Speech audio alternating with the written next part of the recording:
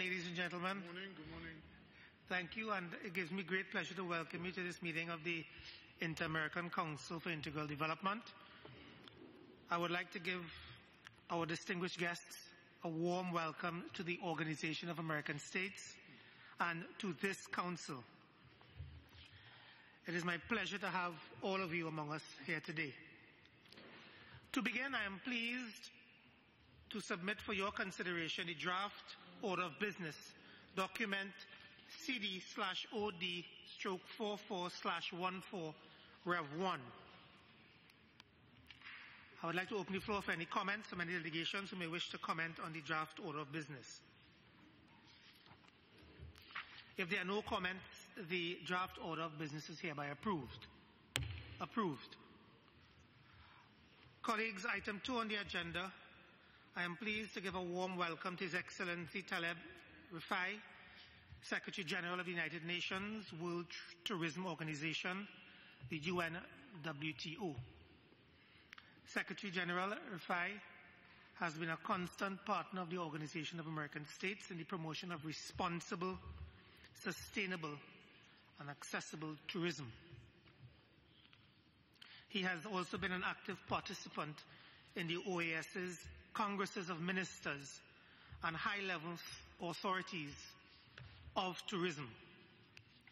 During the last 5 years, the work and the relationship between the OAS and the UNWTO has been strengthened by the latter's valuable contribution to the 3 conferences on tourism security held in Ecuador, Panama, and the Dominican Republic since 2011.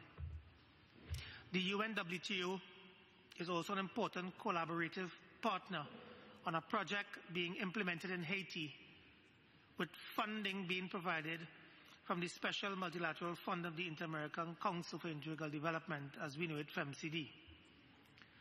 Secretary General Rifai, it is my absolute pleasure to have you among us today, and I would happily offer you the floor for your comments. The floor is yours, Secretary General.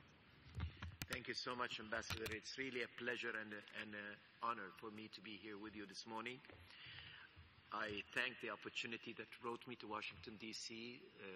Over the weekend to attend the meeting of the UN heads of agencies, and I'm delighted that the opportunity has risen now for me to be with you here on this Inter-American Council on Integrated Development. We are also very proud, Ambassador, of our partnership. We've done a lot of good work together, and there is much more that we could do together with you. Many of the countries that you represent are very, very active members with us. I just looking around and seeing the titles that you sit behind makes me feel full of joy, because I know exactly that I can tell a story about each and every country that you represent and how we are working together on this. What I'd like to do in the 10 or so minutes that were allotted to me is to try and review with you some of the issues that are happening along the lines of travel and tourism, and how is it developing in the current economic, political, and social environment that is prevailing in the world today. And let me, before I start, just bring you greetings from your friends and colleagues in Madrid, Spain, the headquarters of UNWTO, from the international tourism community at large. We need to work together on see how we could utilize tourism and travel as a strong driver for what I would call inclusive growth, sustainable development, and regional integration. All broad objectives that I'm sure that you're all very keen on, and form the essence of why this organization, this very important organization, is formed. Let me start by saying that I'm absolutely impressed with the ability of this organization to implement things on the ground.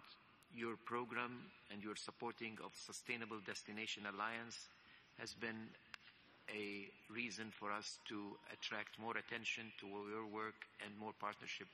Now we're working together.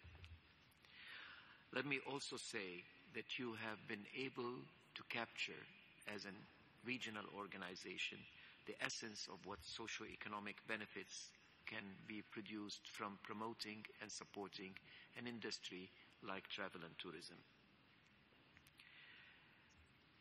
Today, as we gather, travel and tourism continues to be one of the most impressive sectors in the way it grows and in the way it benefits the communities. And this is happening in spite of much of the economic uncertainties and uneven recovery that is happening. On Friday evening, we were meeting with Christine Lagarde, the head of the IMF, and she was describing the economic recovery as mediocre. Geopolitical upheavals are springing everywhere over the world. It only takes us to look at the news in the morning to realize how much challenges the world is facing. Yet, travel and tourism continue to grow. In 2012, many of you may be aware that we have registered a historic milestone with 1 billion international tourists crossing borders in one single year. That has happened in the first time ever in history. That means that 1 out of 7 of the world population makes an international trip outside of their countries for tourism purposes, whether it's leisure, business, education, visiting friends or relatives, whatever classifies as tourism, every year. Last year, 2013, the year closed at 1,087,000,000 international tourists crossing borders in a single year, generating $1.4 trillion in terms of tourism receipts and earnings and exports earnings. This makes travel and tourism the third largest industry in the world. The latest data that was revealed only last week on the first 9-month results of 2014 also indicates an additional 5% growth, which means that we will close the year 2014 at over 1.1 billion international travelers crossing borders in a single year. This is truly remarkable if we consider all the elements that we have been talking about. The Americas in particular have had their share of successes in this, particularly I would say Central and Southern America. In 2013, the year closed at 168,000,000, 170 almost million international tourists that crossed borders and were received by American destinations in the year 2013. There's a 4.5% growth this year, which means that we may be able to approach the number 200 million received in the Americas. This has generated $264 billion in terms of income. Travel and tourism accounts to 8% of trade earnings and exports for the entire region. In the Caribbean, which is very much more dependent on tourism, this percentage rises up to 40%. 40% of earnings in terms of trade in services, in tourism and travel is from travel and tourism in the Caribbean. Central America, 16%, and so on. This brings with it not just the economic benefits, but jobs, new opportunities for communities, infrastructure, engaging and empowering women, and providing employment for youth. Yet, my message to you is not about how impressive this growth is how big the responsibility it is now to handle this growth. 1 billion international travelers, 1 billion tourists a year can mean and should mean 1 billion opportunities or 1 billion disasters, depending on how we manage this energy, this force, and how we move forward to it. Sustainability is and will continue to be our greatest challenge. How to turn tourism into a force for good. Because, like any other grand human activity, it has its bright side and it has its dark side. The challenges of sustainability, which carries with it also tremendous opportunities, should be approached from a very simple principle, that growth in numbers and growth in the economy of tourists on one hand, sustainability and responsibility and preservation on the other hand, are not a zero-sum game. To the contrary, they could be two sides of the same coin and they could be allies and friends of each other. The preservation of our environment, of our way of life, of our cultural heritage, tangible and intangible, could be enhanced and brought even better to life with proper management of the travel and tourism destiny and policy. This needs a very close collaboration with the private sector, but it needs also a very conscious effort on parts of government to lead the way in that regard. Tourism is estimated to contribute today to 5% of carbon footprint of the world. It's not 20%, but it's not zero. It's 5%, and it's 5% too many.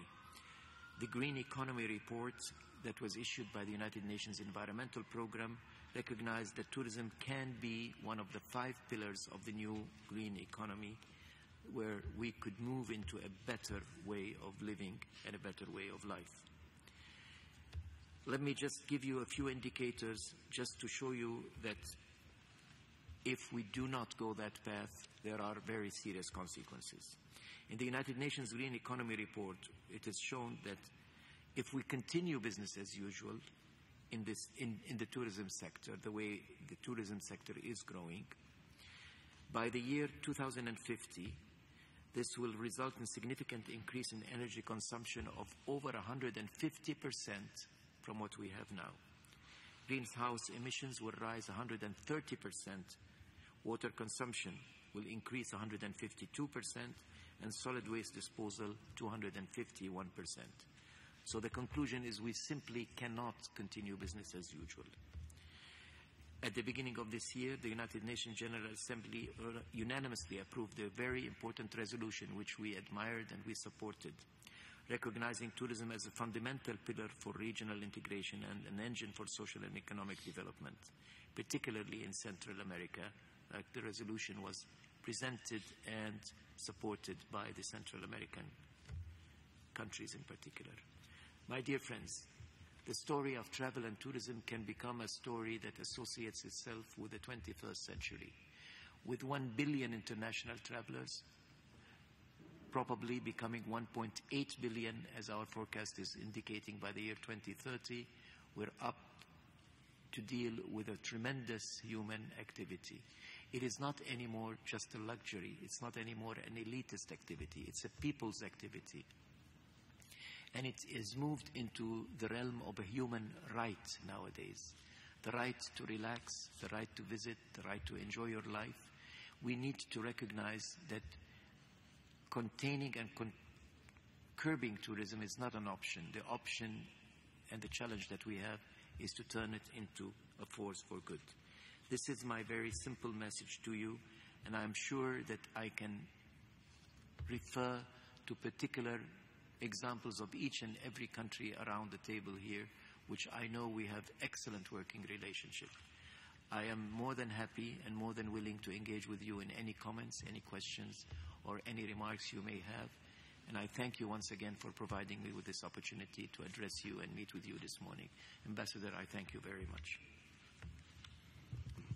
Thank you very much, Mr. Secretary General Rafai, and thank you for your thoughtful remarks. I think the key words of the statistics you have given, the concept of sustainability as the only way forward, and of course a force for good, as you so appropriately ended, really resonates well with all member states around this room. Thank you so much. As we are all aware, ladies and gentlemen, tourism is an engine for economic and social development, and in many countries of the Americas, it contributes to 3 high priority goals. One of generation of income, of course employment as we heard, and given the statistics we heard, foreign exchange earnings in as much as 40% in the Caribbean. In this respect, the tourism sector can play an important role as a driving force for economic development. And given the contribution of this sector to several economies in our region, it is crucial that tourism, as a driver of economic growth, inclusive development, and environmental sustainability, be promoted.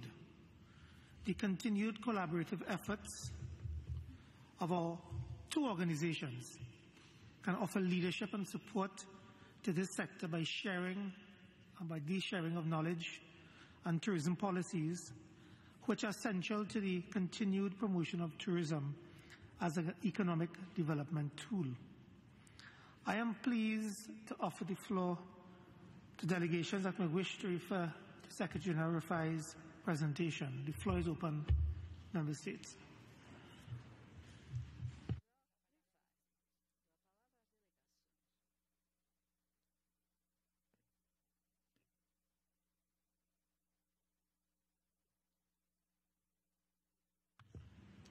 I'm pleased to offer the floor to the distinguished representative of the United States, please. Thank you, Mr. Chairman, and good morning to you and to all. First of all, I'd like to thank the Secretary General of the UNWTO for joining us here at the OAS on this beautiful fall day. I had the pleasure to first meet you at the past high-level tourism ministerial in Quito, held in Quito, Ecuador, about two years ago, I believe. Thank you again for joining us here. And we're pleased to hear that your meetings went well in D.C. last week, that you were able to enjoy the weekend here. And thank you for the background information. Certainly when we have to say, when we think about tourism, we don't think about these impressive numbers that you've shared with us. And certainly that is something that we need to address in order to continue supporting efforts to strengthen this important sector that is in benefit of all of us throughout this region and the world. The United States government, through the U.S. mission to the OAS, is pleased to support the Sustainable Destinations Alliance of the Americas that you mentioned earlier in your remarks. We see this effort as a way to balance, as you mentioned, the economic growth and preservation and sustainability elements that are very important in the tourism sector. And because of that, we are working collaboratively with the OAS and the Sustainable Tourism International Organization, as well as Royal Caribbean Cruise Lines and Caribbean Tourism Organization, as well as the Central American Tourism Organization, to support this initiative, a series of projects throughout the region, which we hope to replicate throughout.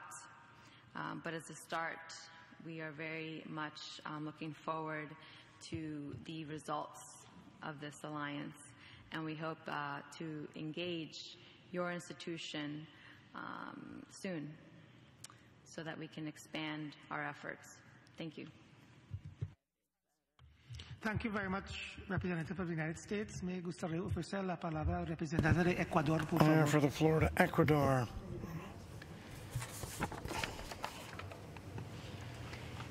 Gracias, señor presidente. Thank you, Chairman. Mi delegación también desea agradecer la presencia We too would like to thank del señor aquí, secretario general de the la Secretary General of the UNWTO. UNWTO, El Mr. Ecuador se Rifai. encuentra muy Ecuador comprometido con lo que es is el extremely turismo, y en committed esta organización with tenemos everything having to do with ejemplos al tourism. Here we respecto. have En ese many sentido examples in that también, regard. aparte de estar comprometido In that sense, other con than la OEA, el Ecuador hace with being 2 committed años with the OAS, estuvo Ecuador trabajando itself, 2 conjuntamente years back, en la realización del worked segundo Congreso jointly Internacional de in the Ética preparation and holding of the que second vio a la luz Congress on conjuntamente Ethics, con el which was held jointly with the la 20ª reunión de 20th ministros y meeting altas autoridades de turismo of de la OEA en ministers and Quito. high En ese authorities in sentido y en ese tourism held in momento, Quito. el And at that Ecuador time, estaba Ecuador promoviendo el concepto de was turismo sponsoring the concept consciente, of conscious cuyos tourism, elementos justamente which- traen a whose hacer un ingredients resumen de los diferentes attempt elementos que to usted, summarize a series of the distinguido invitado, ha traído el día ingredients de that you hoy. yourself have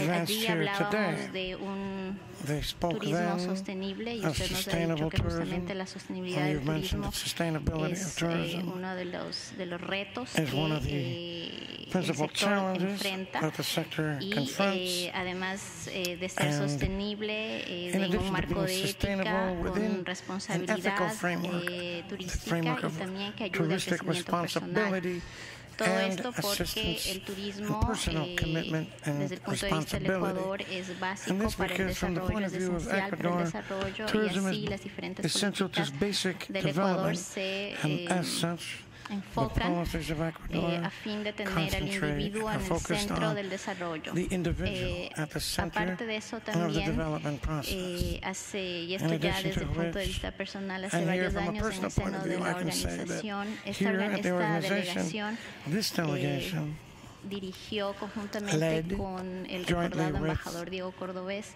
the la ambassador aprobación Diego en el seno de Cordobés la ONU del led to the Código de approval Ética of de Turismo the de la UN's Code of Ethics on UNWTO. Tourism. De esta manera As se you well confirma know, at the UNWTO. el compromiso And as such, we de reiterate mi our delegación commitment del today, Ecuador con el tema de turismo. Ecuador's commitment Queremos to tourism. agradecer And we'd like to thank you esta presentación. for your presentation. Queremos seguir confirmando And el we'd like to compromiso continue del Ecuador to offer y you sabemos además Ecuador's ongoing informalmente commitment, que el Ecuador and we know está informally too emprendiendo en that Ecuador otros is esfuerzos is undertaking conjuntamente a series of other efforts con la jointly UNWTO. with the UNWTO. Muchas gracias. So thank you. Muchísimas gracias, Thank you representante very de much, Ecuador, para los Ecuador. comentarios. At this point, I wish to offer the floor to the distinguished ambassador of the Commonwealth of Dominica, please. Thank you very much, Mr. Chairman, and welcome to our guests. Mr. Chairman, I concur fully with the views of Secretary General Rifai that tourism is actually a very stubborn industry. There was once a time when the industry was seen in a pretty negative light. It was seen as threatening culture, threatening environment. But that seemed to be turning around. We still need to continue to pay attention to those two issues. I didn't hear too much about the importance of tourism as an aspect of education, and not just education in our destination countries, but also education in the sending countries. In other words, my delegation insists that one of the activities that will contribute to sustainability is education. We need to educate travelers so that the sensitivity that is important to the encounter with another culture, another society, that is brought to the fore. Attitudes are changing, and certainly changing in the right direction. And governments have responded. Incidentally, this year, Dominica was awarded the Ethical Tourism Destination Award. That speaks to a range of policies that we have been putting in place to ensure that culture is primary, preservation of the environment is primary, but also that the visitor is part and parcel of the effort to sustain culture and to promote conservation. You spoke about the trend, the tendency now for tourism to filter down into the economy. That for us is quite important. So we welcome you. We just want to hint that the task ahead with regard to the promotion of sustainability is actually quite significant. And included in that task is the very important issue of public education. And public education, not just, as I said, with regard to the education of people in our region, so that we can become a lot more sensitive to the importance of the industry, but education as well to the visitor, so that they bring to the tourism and travel experience a different eye, a much more sensitive eye, rather than one that is usually very critical. Thank you very much for your presence.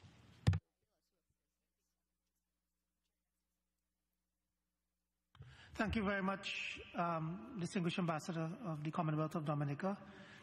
Distinguished colleagues, there being no further requests to the floor, at this point in time I wish to offer the floor to the Director of the Economic and Social Development Department of the Executive Secretariat for Integral Development, our colleague, Ms. Maurice Rubet. The floor is yours. Thank you, Chair. Secretary General, we are very pleased with your visit this morning, and we are particularly pleased with the partnership that the OAS General Secretariat and the Executive Secretariat for Integral Development has had with the UNWTO over the past 5 years. It was mentioned earlier this morning that we have worked collaboratively together on very concrete projects in the Americas, one of which is a project on tourism awareness in the different communities of Haiti with the funding of what used to be called FMCD, so that and as Ambassador Charles mentioned, this is about education. In this case, it's about education in the receiving country, but to show how tourism can be a tool for inclusive development and inclusive economic growth in Haiti. We are also particularly pleased with your support for the Sustainable Destinations Alliance for the Americas, the SDAA, which was mentioned by both the chair and the distinguished delegate from the United States. It's a partnership between the OAS, the U.S. Permanent Mission to the OAS, our friends from the Caribbean Tourism Organization who are here with us today, the Central American Tourism Integration Secretariat, SITCA, as well as Royal Caribbean Cruise Airlines, and Sustainable Travel International. And we are working in this sense to scale up this project. We have, for the time being, 7 destinations, 7 countries that will be benefiting from this project. And let me list them: Jamaica, Barbados, Nicaragua, and Honduras, with the support of the U.S. Permanent Mission to the OAS, and 3 others with the support of Royal Caribbean Cruise Line, Antigua, Barbuda, Dominica, and the Bahamas. And as we mentioned earlier this morning in a meeting, we are also exploring new avenues to see how we can collaborate further on issues that will help our member states grow their tourism sector. And one issue of interest that was mentioned this morning is the intersectoral dialogue between, for instance, the culture and the tourism ministries. So this is something that with the chair of CD, we will be exploring in the next few months. So thank you again for your visit, and we look forward to working with you and to grow this partnership with the UNWTO. Thank you very much, Ms. Ribert, and thank you for mentioning the possibility of us looking at interministerial collaboration and really adding value to the tourism product for the hemisphere.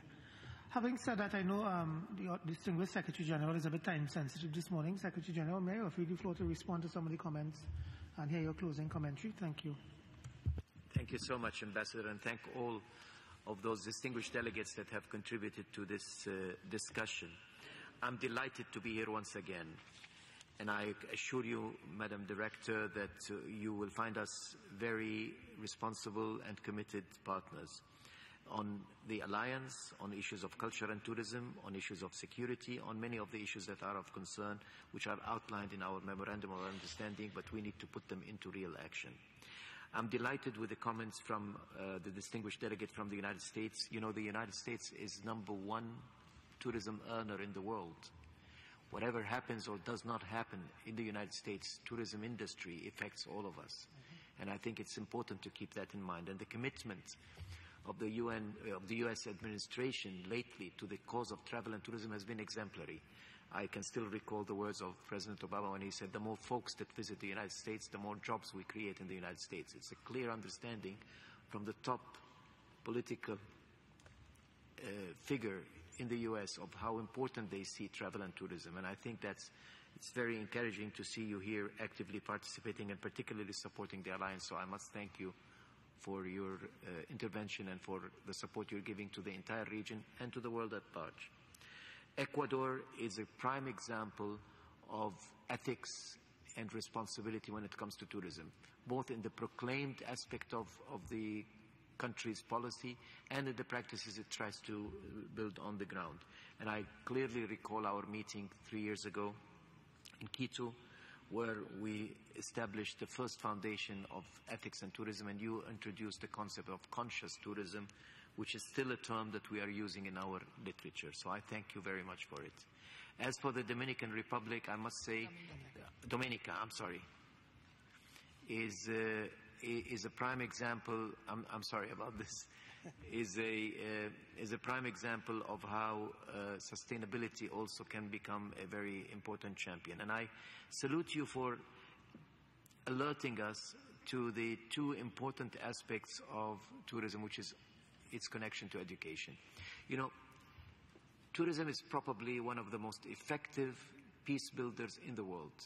When you visit a place, when you eat the food, when you listen to the music, when you meet the people, when you talk to them, you cannot ever hold feelings of resentment to the people that you visited. It breaks down all the stereotypes that anybody has in their minds about the nation that you have visited. I still recall a statement that was said to me by a friend who is a war correspondent journalist from Spain, who told me, I traveled the whole world. I feel I'm a traveler, therefore I'm a better person. That's indeed, every traveler becomes a more open-minded person and a less receptive to all kinds of sicknesses and illness that we're seeing promoted in the world of today. But more important, they become ambassadors to the places that they come and visit. It all depends on how we present ourselves, how genuine, how true, and how much we respect what we have. In our Global Code of Ethics, we have promoted the concept of respect between visitor and host communities. It's very important to recognize this, and I truly agree with you that tourism can be used and is, in its own way, a powerful tourism educational tool. I thank you all, Ambassador, for this opportunity, and I invite you all to visit us if your plans ever take you to Madrid or anywhere in the world, and I am confident that we will be meeting again in this global world of ours in one occasion or the other. Once again, I thank you, Mr. Ambassador. Thank you very much, Mr. Secretary General, for lending some thought to the comments made on following your presentation. And it's an absolute pleasure having you here in Washington, D.C., particularly at the OAS and the whole of the Americas. Thank you so much. Having said that, distinguished colleagues, and there being no further requests for the floor, I wish in closing to propose that CD thank the distinguished Secretary General Rifai for his presentation and insightful comments, and request SETI to continue strengthening the relationship with the UNWTO and forging linkages to maximize tourism's socioeconomic contributions to our region. If there are no comments, these are hereby approved. Before we continue to the next item, I would like to take a very short recess to allow our time-sensitive distinguished guest to take his departure.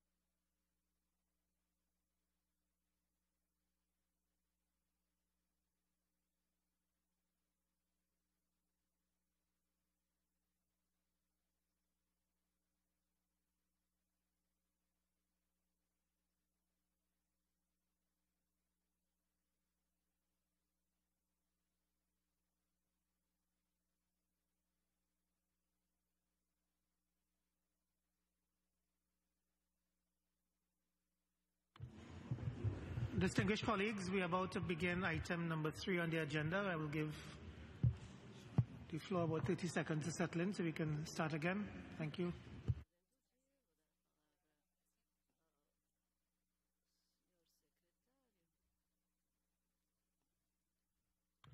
The next item in the order of business, dealing with sustainable cities and risk management, is intended to complement the session we had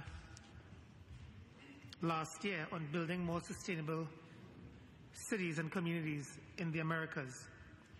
This is Sustainable Week at the OAS. And in the next couple of days, we will have a series of events which will seek to promote the coordination of actions and facilitate an exchange of knowledge, lessons learned, and good practices in disaster risk reduction in the Americas. In that context, it was felt that this council could also provide a space for discussion and exchange of ideas between government representatives and other key stakeholders to promote sustainable cities and communities in the Americas, and to share with the OAS member states the current status of this issue in the region. I am pleased to welcome our distinguished panelists. We have Ms. Narina Paz-Lopez, Chief of Plans and Programs for the region of Valparaiso, and I had the pleasure of visiting Valparaiso. What a beautiful place. Ministry of Housing and Urbanism of Chile. We also have Ms. Claudia Adriazula, Director of the Health and Road Safety Program of the World Resources Institute.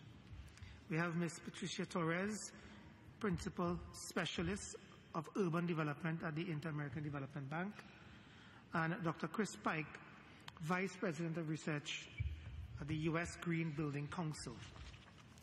Ladies and gentlemen, welcome to this council and to the Organization of American States All, and particularly the whole of the Americas. To begin this session, I am pleased to offer the floor to Ms.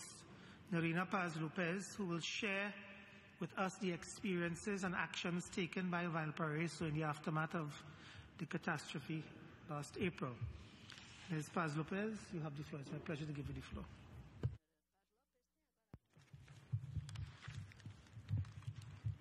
Muy buenos días, muchas gracias, señor presidente. Good morning. Muchas gracias por la invitación. Thank you, Chairman, and thank you very much for the invitation, for having me opportunity here to make a presentation detailing work that we in the Ministry of Housing, particularly in a territory of our country, which is the central region of our country. My presentation, I'd like to recount to you how we dealt with a catastrophe that struck us forcefully and exposed enormous fragility throughout our national land.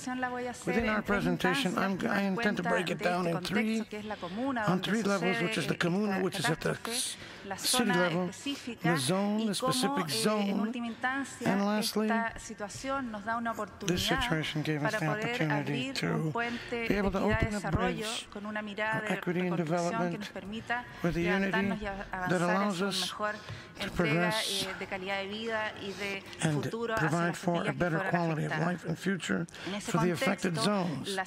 In that context, the city where these events struck us, where the catastrophe took place, is a zone that is part, the central portion of our country, a city or territory with around 160,000 inhabitants, and the images that I can show you here on the screen, if this pointer works,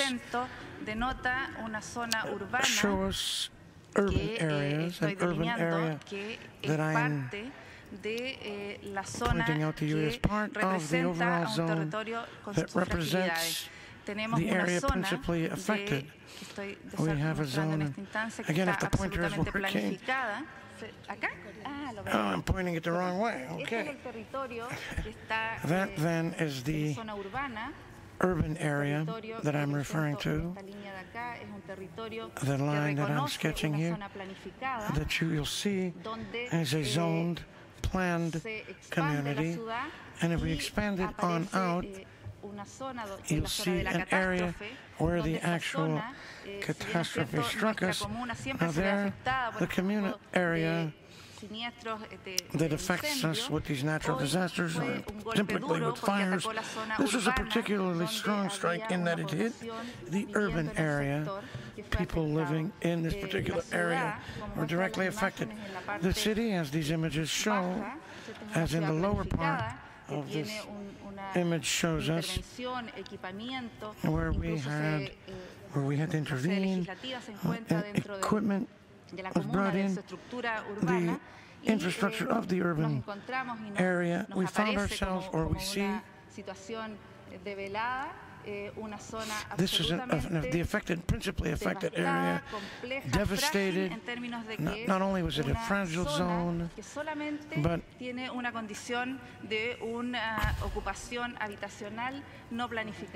typically it has a station of population that is unplanned.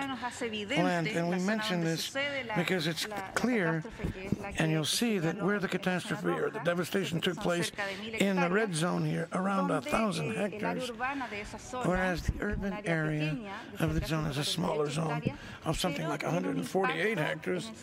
However, they were impacted in the sense that being as how they're annexed areas, and this occurred spontaneously, hitting everyone at once. There was a series of equipment that we had, a self-supplied area, a sustainable area, was suddenly weakened and made fragile because in the effort to use the equipment, something like 2.6% of the equipment in the area.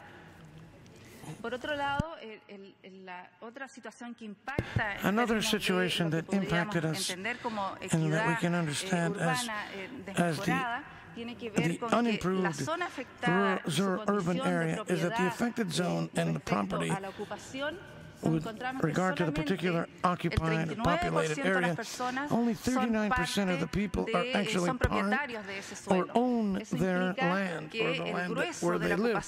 Ergo, that the bulk of the population took place in what's called irregular, unowned private, unowned public lands. So here I'd like to concentrate my presentation, and here you can see a few images of how the area looked after the damages caused by the fire. As you'll be able to see, the highlands here is entirely vulnerable, and although it's true that in the diagnosis that we as Ministry of Housing we had very clearly in mind what the situation was there, it still was ultimately benefited from very little direct intervention on the part of the state. Therefore, the first blow that the region took, and the first lesson that we had to come to grips with was that we could not recuperate the area that had been affected. We had to go far beyond that. This was land or a property that had to be understood from a comprehensive nature. And as such, once the authorities took a decision of how exactly to step in and intervene, the central area in our plan had to do with the possibility of tackling it not only as to restore normal state of affairs, but rather to look forward with an equity and development perspective so that the land could be respected and restored from the point of view of dignity of all. So the diagnosis actually shows us that this unplanned area, haphazard development, once we found ourselves in a situation, and we recognize that this plan isn't a single plan, but it's very relevant. It can involve various sectors, including the private sector, public sector, non-governmental organizations, universities, everything that implies in all of throughout the territory. So the plan has managed to synthesize all the different parts of the country in this effort, and we are well aware of the fragility and the vulnerability of this area, and that a key theme has to do with forest forest management, of course, of these areas surrounding Valparaiso, because they whenever there's any disaster or catastrophe, there is a tremendous impact on the population because of the connectivity and other factors that come into play.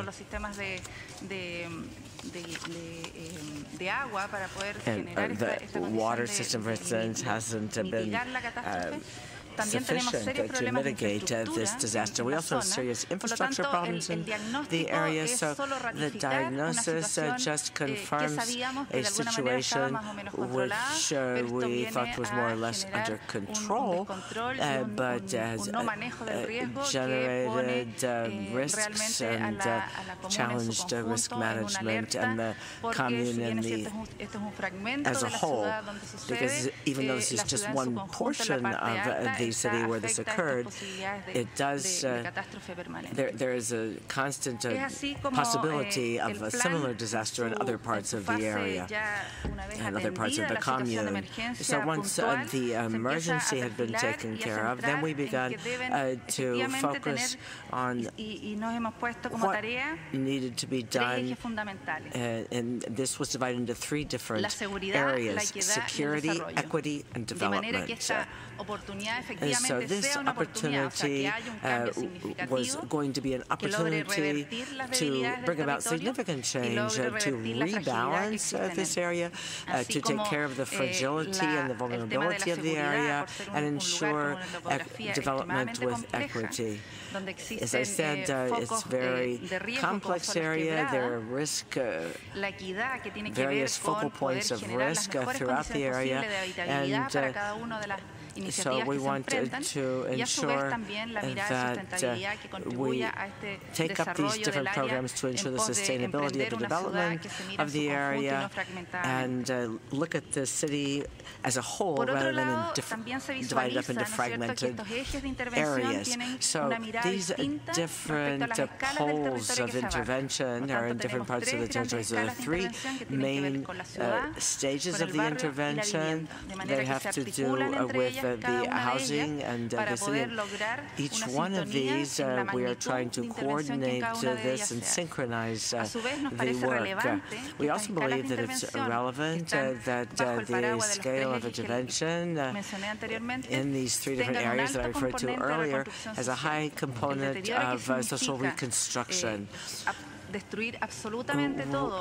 So the fire destroyed everything, but we don't want everything to be lost. The memories of people and families are important. So this is all part of reconstruction of the social fabric of this area, with a view to sustainability and the functionality of it. So in this slide, the idea is to give a general presentation from the overall reconstruction of the area. So, and to give you that idea, I think it's important to look at what this territory is like geographically. It is the outskirts of the city. It appears as a zone that is totally cut off from the infrastructure, from the roadways, from all of the rest of the city infrastructure. So this is not only the focal point of the fire, but you can see how it needs to be part of a system so that it doesn't remain isolated as it was before. So that is why we began to, as you can see in this slide, we begin to build the connectivity of this region with the area around it, so that it would actually become part of the city. New lines were built off the trunk lines to connect it with the roads, with the water, with the sanitation, and with all of the facilities of the city, so that area could enjoy urban development and also be protected against future disasters. So this plan, of course, needed important resources in order to put it into effect, and that in the short, medium, and long term. This makes it possible to, since we are looking at this as a complete problem, we're trying to deal with all the different aspects of the problem. It required substantial investment over a long period of time. So in the initial stage, that goes to 2014-2015, where there will be a survey of all of the needs, architectural studies, engineering studies, to make it possible to focus the plan in those areas. In the early stages, the plan will take about 7 years altogether, but it's clearly an even longer-term plan. The idea is to continue generating the conditions that we need so that we can reinsert the family, so that they can return to their to a home. So as far as the scale of intervention is concerned, the reconstruction plan is relevant in terms of how we're able to work with the families, with the citizens, with the government and public and private agencies. And first you have the neighborhood, the barrio or the district needs to be maintained. The idea is to look at this as a new challenge to our country. In other words, how to bring about this integral, comprehensive approach to this territory. And this is based on the commitments of the government of Chile by the new government in March of 2014. They encountered this disaster in April, just a month after the new government had come into office. And there were these disasters in the north with earthquakes as well. We also are a city that experiences earthquakes, so we are at constant risk, as a matter of fact, from earthquakes. So the government made a commitment to try to generate reconstruction, because all families deserve living in a pleasant environment, having homes with sports, recreation facilities, and so forth. So the second part of the program was a focus on these neighborhoods or barrios, and the government is working with vulnerable districts, vulnerable areas, with very few social institutions and very little physical infrastructure. So we wanted to make these areas part of the commune of Valparaiso, enjoy all of the benefits and the facilities that the rest of Valparaiso enjoys, and which will generate an enormous change in this area. And so we have a national urban development policy also ongoing in the country, which has a very strong emphasis on identifying investments for priority areas where a more comprehensive approach can be implemented, and public investment must generate synergy and cause a transformation in these urban areas. So we have these three main poles of urban development, and this way we can create sustainable development for the land. And this has enabled us to focus resources this area from taking an integral comprehensive approach, because we are including including housing, schools, open spaces in this program. Now, there is a whole process involved here that has been put into effect and includes technical and social factors as well. The inhabitants of the area are far ocuparlo, en términos de cómo manejarlo y en términos de cómo interactuar en términos de su comunidad. Es así como este programa que se llama Quiero mi barrio, es un programa gubernamental que tiene un polígono específico dentro de la ciudad, un polígono deteriorado que requiere de una intervención. Se establece un proceso, en términos generales lo voy a contar, donde la primera entrada que tiene el Estado a ese territorio es a través de una obra de confianza. Una obra de confianza que significa ser un puente de conexión entre el Estado y la ciudadanía con una inversión que es absolutamente menor, pero muy significativa y relevante desde la perspectiva de crear una sintonía en la necesidad más sentida de la comunidad. Esa obra de confianza es la que permite dar un pie a entrar en el territorio con cierta consideración de buen vínculo con la comunidad. So the first stage was to develop good links with the community and try to develop an organization which we call the Community Development Organization, where all the different parts of the sector work together and meet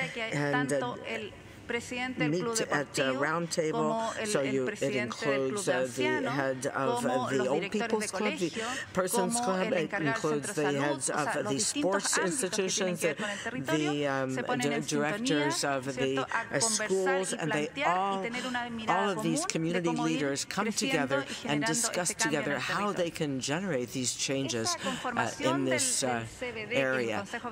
This neighborhood council that I was referring to makes it possible to have a shared diagnosis. In other words, we're looking at this area from using a common approach, and this enables progress to be made and agreed on as we go.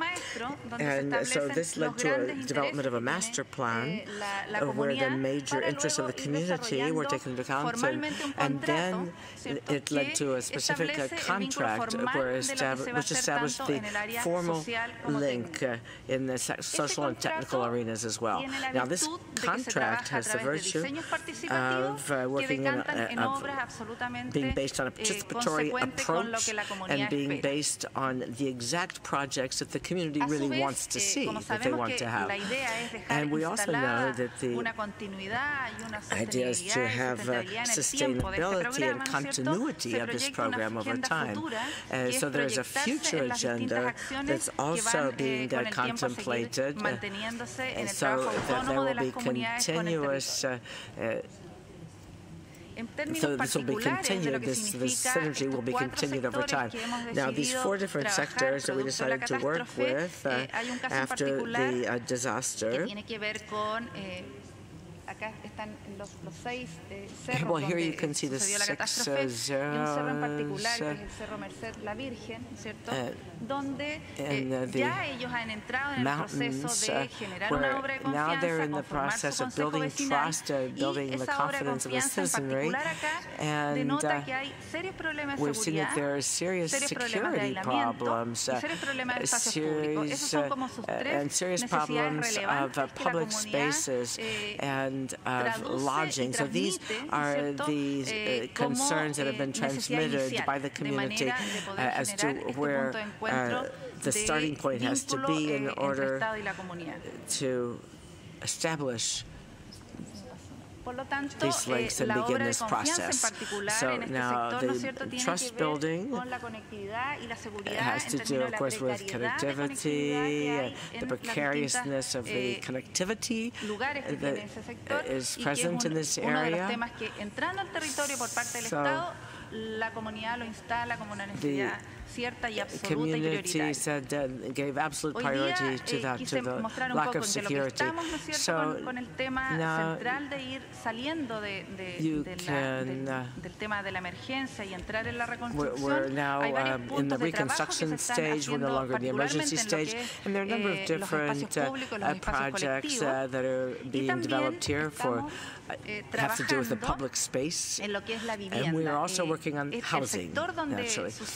And in the sector where this disaster occurred, it's a very complex area topographically, and so it's really individual solutions that are required here. It has to be personalized. The solutions have to be personalized because of the characteristics of this land. It's impossible to do it in the other way. So, of course, this is going to slow down the whole process. We are at about 30% recovery of housing at this point. The families that are affected are more urban areas now. So it's going to be a very long-term process before this whole area is rebuilt. Now here I can like to show you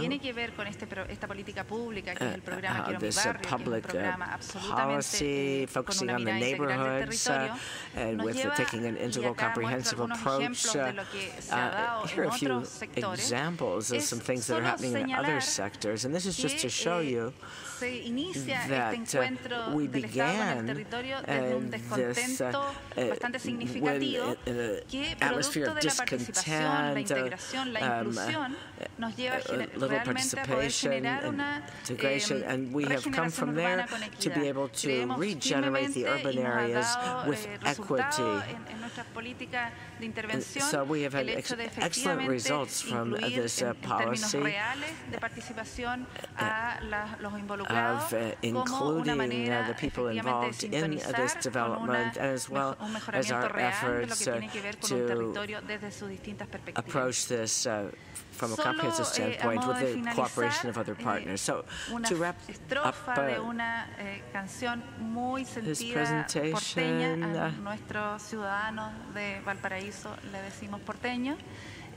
donde da cuenta de este puerto. Dice, por ahí pasó la muerte tantas veces, la muerte que enlutó a Valparaíso. Y una vez más el viento, como siempre, limpió la cara de este puerto herido. Valparaíso es una ciudad resiliente, se para constantemente, se sugiere, es una ciudad frágil, pero no por eso es una ciudad que encanta, que motiva, y que en virtud de la primera presentación que se nos realizó, exposición, los invito a conocer como turistas. Muchas gracias. I would love to have you come and visit our area as tourists. Thank you very much, Ms. Lopez, for your very interesting presentation, comprehensive at that. I'm now pleased to offer the floor to Ms. Claudia Adriazula, Director of the Health and Road Safety Program of the World Resources Institute. She has held different managerial positions in the Peruvian public sector and currently works on the global strategy for addressing the impact on public health due to urban transportation and urban development. She focuses in particularly on ways to improve traffic safety, air quality, physical activity, and quality of life through sustainable mobility and urban design in cities. Ms. Adriazula, it's a pleasure to offer you the floor. The floor is yours. Thank you very much, Mr. Chair. Thank you very much to all of you. I would like to present today why road safety and the urban environment are very much linked, and how there is really a big opportunity in the Americas to improve traffic safety, an issue that is taking the life of millions of people around the world.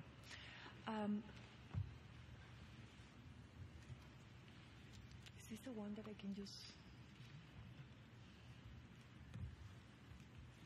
This one? Thank you. Thank you. Okay, so what is going on in our world? We have an increasingly urban car-filled world. And more people are going to live in the cities. So by 2050, world's urban population will double. And one motor vehicles today will triple by 2050. So imagine in your cities, if you already have a lot of pressure on what is going on and how congested are the cities and how difficult it is to move, this is just gonna worsen. So we have to do something around these issues.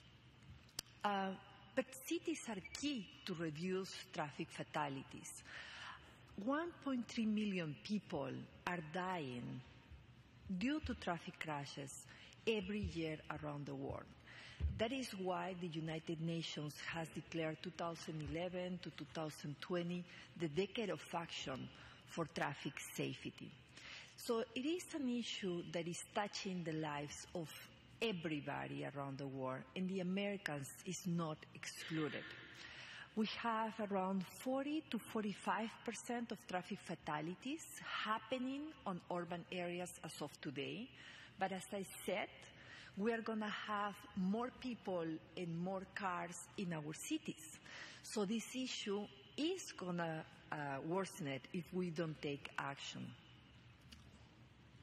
In the Americas, we already are experiencing a very big urbanization. 80% of our people already lives in cities. So we have a lot of challenges that we are facing, very, very close to us, right? When we are in our cities in the Americas, we experience congestion, we experience lack of good air, problems with air quality, road safety. Cities basically have been designed to fulfill the needs of cars rather than people. But that is a very big issue, right? If we think about how the impact of traffic safety is really creating a big problem in our countries, in our cities, we want to get to the root of this issue. And what we have found is that, of course, if we travel more, the issue with traffic safety is going to increase, right? And this is some information, some data from the United States and how the states that have higher vehicle kilometer travel tend to have higher traffic fatalities, traffic injuries. In the Americas, we have still a big opportunity, particularly in Latin America. If you see this graph, it's showing to you how many people use mass transportation in orange. A lot of people is still in individual transport, so we have a lot of pedestrians. We have some people that bike, and that's an area where we can work more. And we don't have many people that are using cars. So it's still a lot of room for improvement and for getting this situation to improve rather than to make it worse. Now, if we think about our cities, and you have seen this graph, right? Not most of the people travel in private cars. But unfortunately, our cities are designed more for cars than for people. This is a picture of Avenida in Ipanema, Avenida Atlántica, where we have a lot of pedestrians and bikers. And you see in this circle that the speed is 70 kilometers per hour, but we know that this speed is normally surpassed. Let's say to 80 kilometers per hour.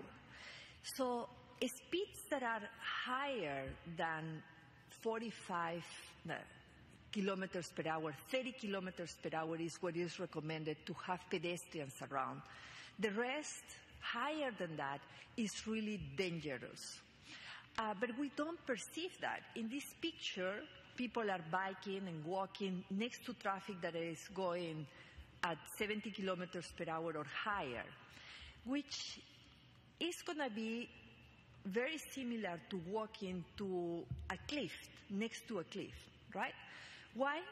Because experiencing speeds that are at 80 kilometers per hour, for example, is like jumping from the 8th floor of a building. So it's definitely a speed that nobody can survive. So in our cities where we have urban areas that are dense, where we have pedestrians, where we have bikers, we cannot allow speeds that are that high without at least protecting our pedestrians. And this is an issue that has many, many features, many parts, and I would like to have later a little bit more time to go through all these details. But if we have to think about one indicator that relates to urban development, to urban planning and traffic safety, is speed. If we design our streets to have higher speeds, then we are going to have a lot of traffic crashes, and with that, deaths and injuries that are absolutely preventable.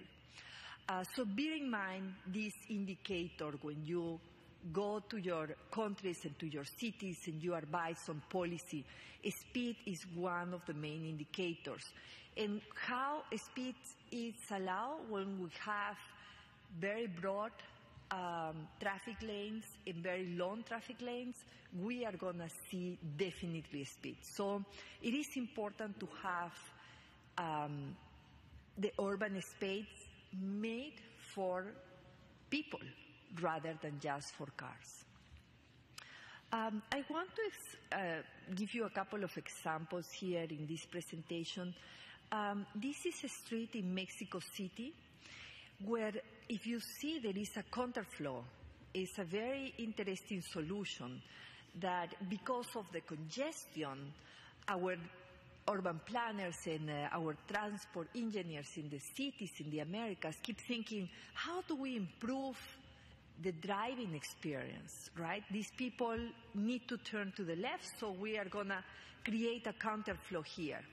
But this street, because this counterflow is so not intuitive to people, have experienced 2.5 times higher road accidents than in other places in Mexico. Now, our cities in the Americas have very many chances of retrofitting themselves. There are projects all the time. The lady from Valparaiso was telling us about this disaster that happened in her city and how they are rebuilding. Well, those are opportunities that we can all grasp to make things better. And Mexico definitely took care of this issue in a very good way. They changed all the traffic based on data and based on what was happening there.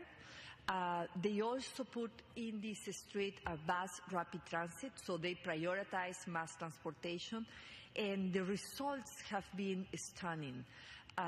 Less traffic crashes, no traffic fatalities, much organized traffic. So it is important, again, to collect data and to constantly analyze what is happening. Mass transportation, as we saw in the previous slide, is very important for our cities. A lot of people move in mass transportation, and this is something that we need to encourage and improve. This is an example in Guadalajara, again in Mexico, where you see how the introduction of a bus rapid transit system in the city has improved traffic safety, among other improvements, right? So, and we are talking about different areas for traffic safety. When I talk about traffic safety, many of you might be wondering why I'm not focusing on enforcement or education or, seatbelt wearing and helmet wearing. And all of these things that are related more with behavioral change are very important, and they have a place, but there is a gap that we have overpass, which is looking at how we serve our cities in terms of mobility, how that can be more sustainable and better designed, and how the city per se can improve traffic safety. Vision Zero is a policy that was created in Sweden back in the 80s, 90s. It has been pretty successful, and now it's been followed here in the United States by several cities.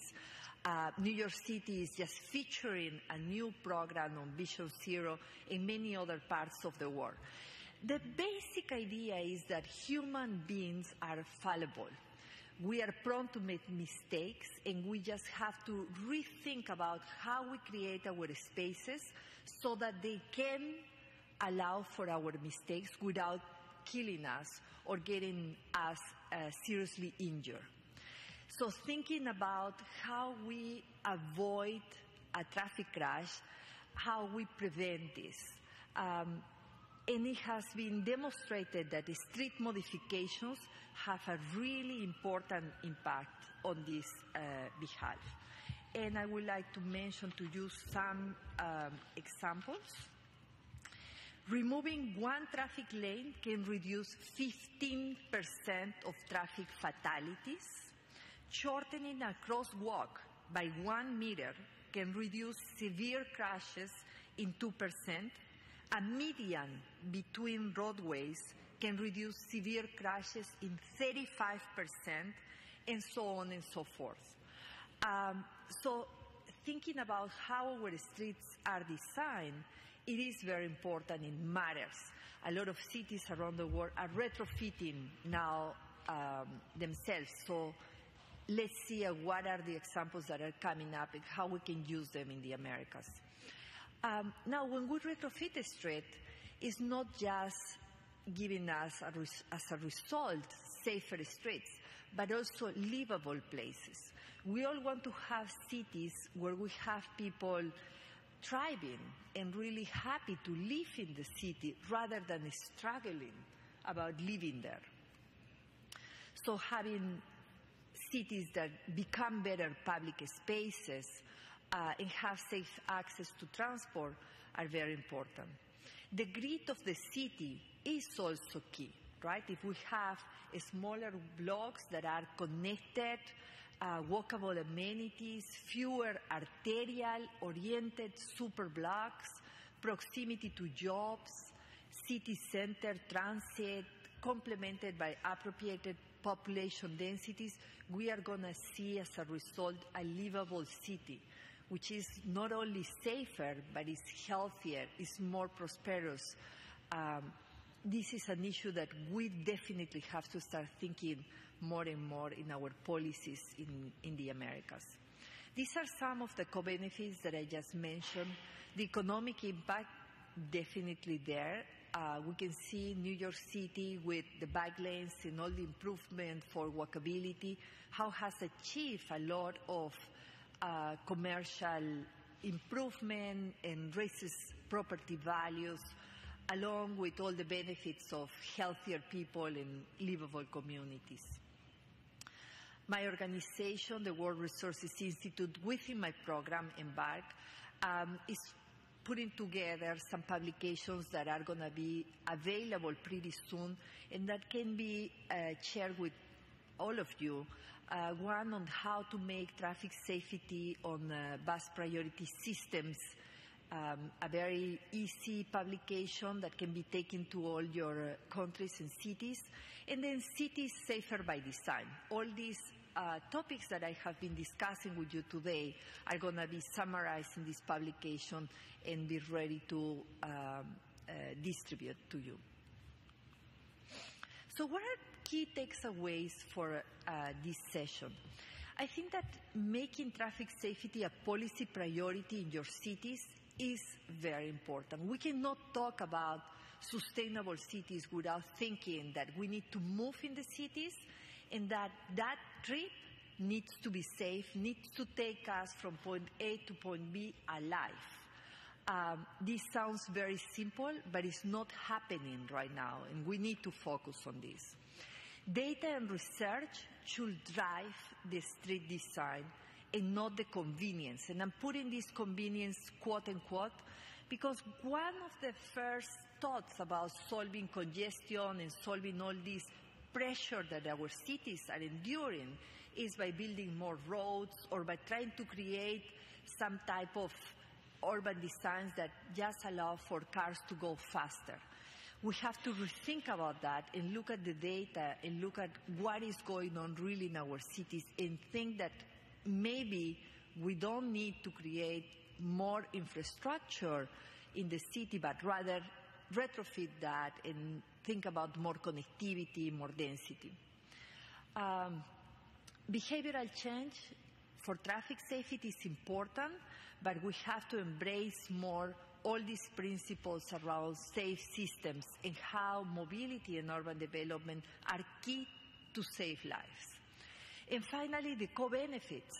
Traffic safety is an issue that is not easily solved in our countries because we have seen a lot of backlashes, not really good results.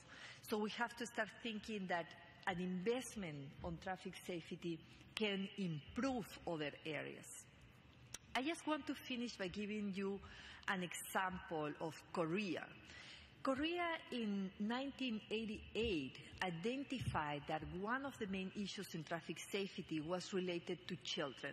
They had around 1,900 children dying in traffic crashes. They put in place a program to improve this disaster. In 2012, they had 80 deaths. So the reduction was 95%. How they did that? First of all, they identified through data that they had a problem, they had an issue. They empower the cities with programs and with investment, and they monitor each of these investments. The results are there.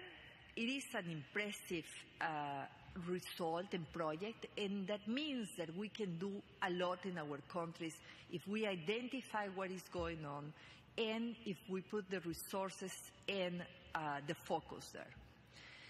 What are the next steps for our cities?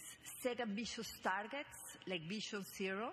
Vision Zero is a vision. We know that traffic crashes and fatalities and injuries unfortunately will happen, but we need to have a very high target to achieve that.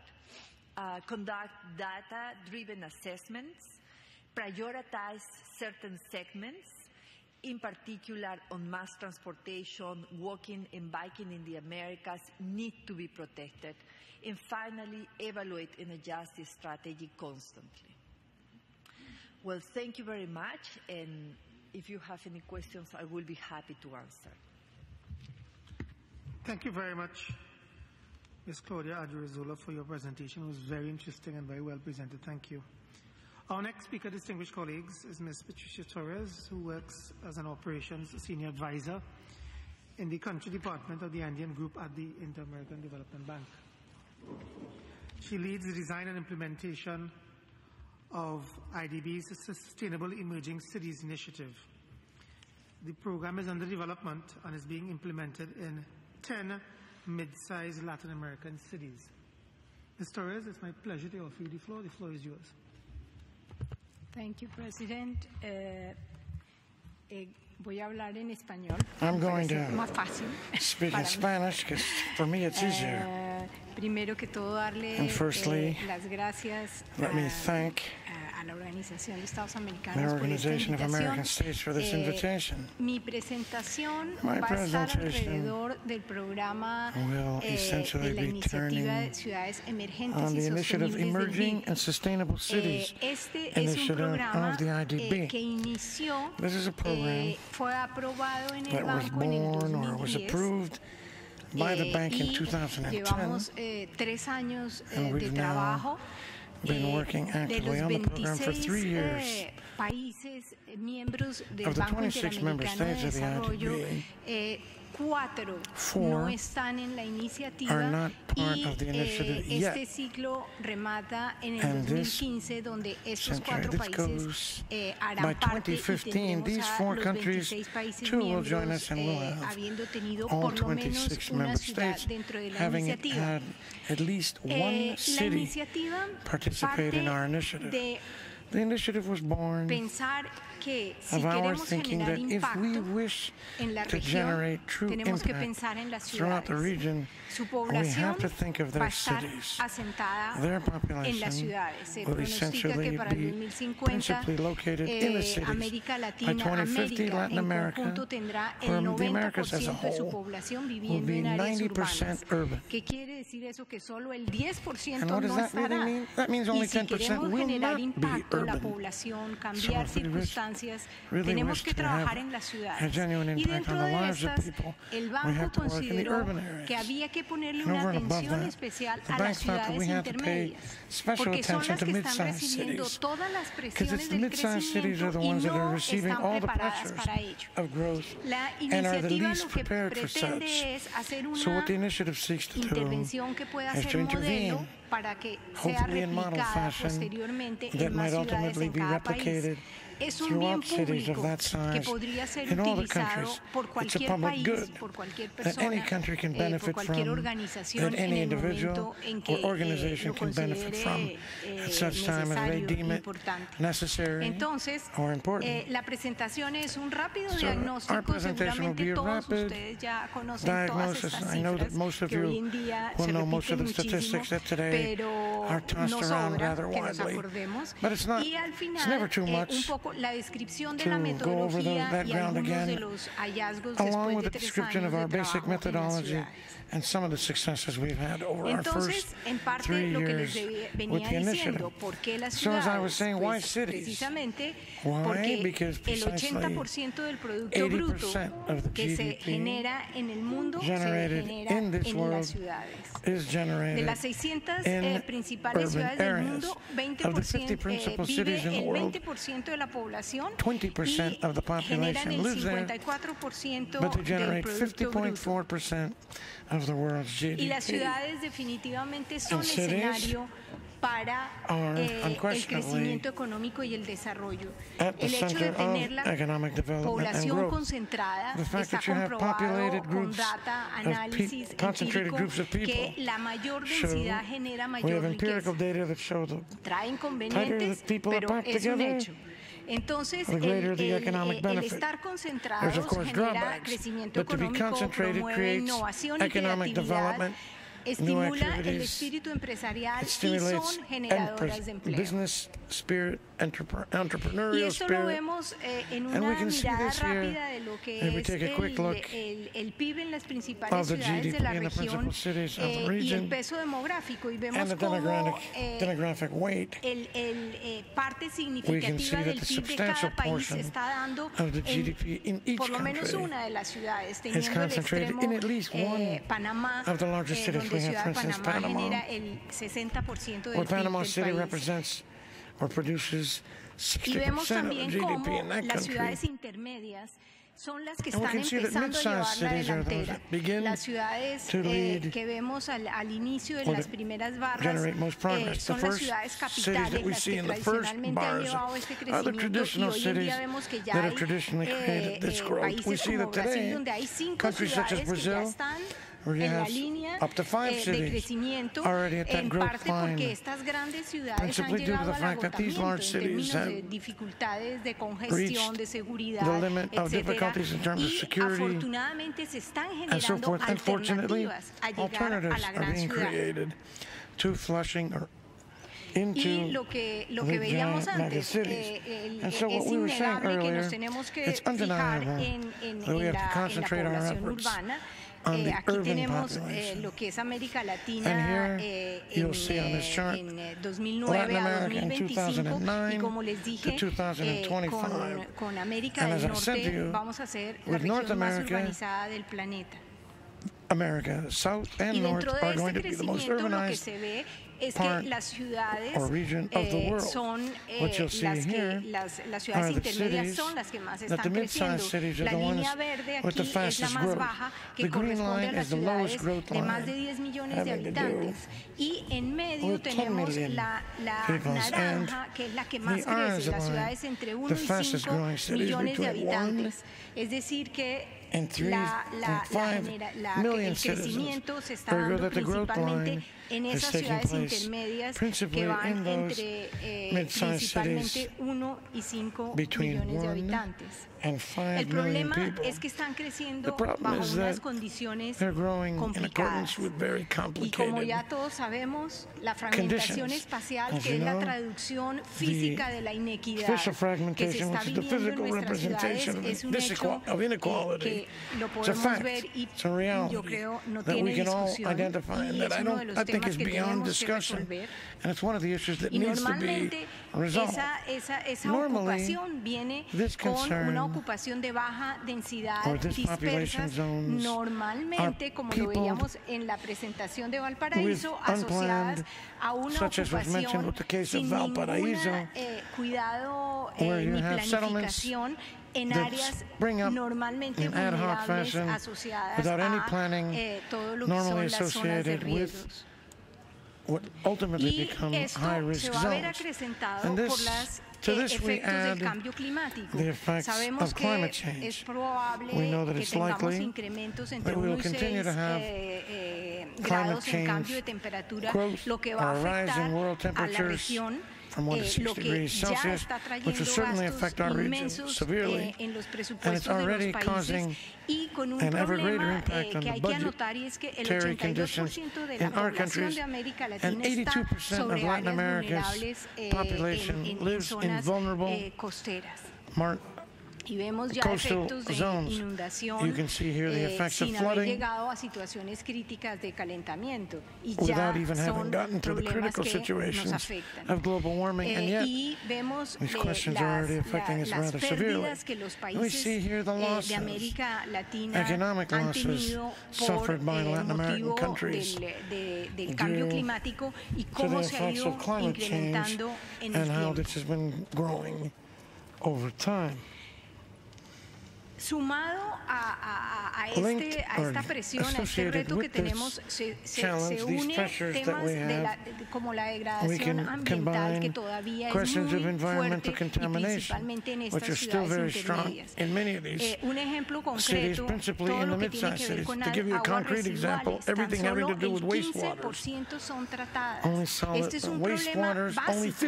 Aquí no estamos hablando de sostenibilidad en los términos que hoy todos... No, son problemas absolutamente primarios, donde todavía tenemos muchísimas deficiencias. Solo el 50% de los residuos sólidos se dispone adecuadamente y solo el 2.2% se recicla.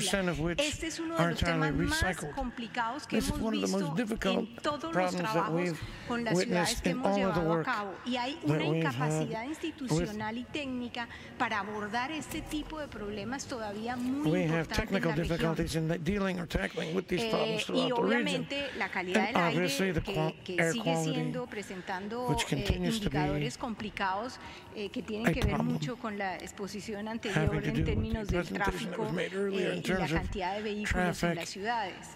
Inequidad y pobreza, 32% de la población vive en asentamientos informales, el 66% de los pobres de los países están en esas ciudades, el empleo es mayoritariamente informal. Y en América Latina tenemos los extremos más dicientes en términos de inequidad. Y el tema que nunca no es el más sexapiloso, que es el de las finanzas públicas y el de la gestión. Y resulta que todo pasa por allí. Si no hay buen gobierno local, es muy difícil avanzar en todos estos temas. Entonces, con el tema que hay un agravante que lo vivimos y ni siquiera lo teníamos muy enfocado cuando diseñamos la iniciativa, y es que con los procesos de descentralización muchos gobiernos nacionales han pasado obligaciones importantes a los gobiernos locales sin los recursos necesarios, pero peor que eso, sin la capacidad. Y entonces los gobiernos, las ciudades se ven abocadas a tener que resolver una cantidad de problemas y no tienen la posibilidad, y en eso yo creo que ustedes pueden contribuir muchísimo. Hay que cambiar la mentalidad del apoyo a la ciudad, porque es que pensamos en el extremo, ¿qué es el apoyo de un gobierno nacional a los gobiernos locales? Y se nos ocurren siempre cosas como hacer cursos para funcionarios, y resulta que son problemas mucho más puntuales, mucho más graves, y que están sucediendo en el momento, que no hay tiempo de tomar el curso. Entonces, pensar en cosas como apoyo desde el nivel central, pero de alto nivel técnico. Nosotros, por ejemplo, en Perú llegamos a ver en ciudades, en Trujillo, uno de los principales problemas era el tema de residuos sólidos y todo el tema de botadero a cielo abierto. Tenían ellos claridad de que ese era un problema. Tenían inclusive ya empresas privadas haciéndoles ofertas sobre sistemas para mejorar sus rellenos sanitarios, sus botaderos. Y resulta que no tenían absolutamente idea de cómo entender esas propuestas que se les están haciendo. Entonces, el bajar puntualmente con ayuda local de alto nivel, no al funcionario medio, porque además no se justifica que una ciudad intermedia tenga un doctorado en residuos sólidos. Obviamente que no, es un problema que se resuelve puntualmente. Entonces, hay que pensar, y en eso tenemos que ser creativos todos, porque creo que ahí hay un gap muy grande en relación a lo que necesitan tener y hacer las ciudades versus lo que tienen hoy. Y lo vemos en todos los resultados. La parte de gestión fiscal local es sumamente baja, el predial sigue siendo el impuesto por excelencia, su recolección es baja, y no hablemos de la generación de recursos propios, porque es absolutamente limitada. La inseguridad, el problema número uno que ha salido en las 40 ciudades que hemos estado trabajando, y sumado a una encuesta que hizo el banco a las grandes ciudades, el gran tema que existe y que además es el más valorado como en Valparaíso, la seguridad. Y obviamente esto tiene un tema de percepción. En todas las ciudades hay percepción de inseguridad, así sean ciudades que hay diferencia gigante entre una y otra. Pero es un tema sentido por todas, y donde existen mediciones, por ejemplo, de las 50 ciudades más violentas del mundo, hay 41 en la región. Entonces, por ejemplo, hablar de turismo, como hablamos en la sesión anterior, sin tener la posibilidad de ir mejorando en estos temas, es muy difícil. Eso es casi que no sostenible. El tema de educación, cosa que también llama la atención. Al hacer los estudios y las encuestas, lo que uno ve es que el tema no está siendo priorizado por la gente. Tal vez se ha incrementado bastante la cobertura en la región, pero, y por eso habrá una percepción más positiva. Pero lo que vemos es que en los informes los primeros países son estos 5. The first results of all these surveys in the 50 cities that we've been working in, these are the principal areas of concern. The first country is Chile, which is at 52nd in the world, then Peru, which is 66, which is to say that we still need, we've certainly improved in terms of coverage, overall coverage, but the attention of the region has to be drawn to quality education. Y vemos cómo, por ejemplo, Perú en el 70 tenía un ingreso per cápita de 447 debe ser que $470,000, $400,000. versus, bueno, no tengo en este momento exactamente el valor, pero el punto es que miren el que tenía Corea del Sur. But it's about half of what South Korea had. Ay, piché muy duro. No, piché muy duro. Qué pena. Aquí.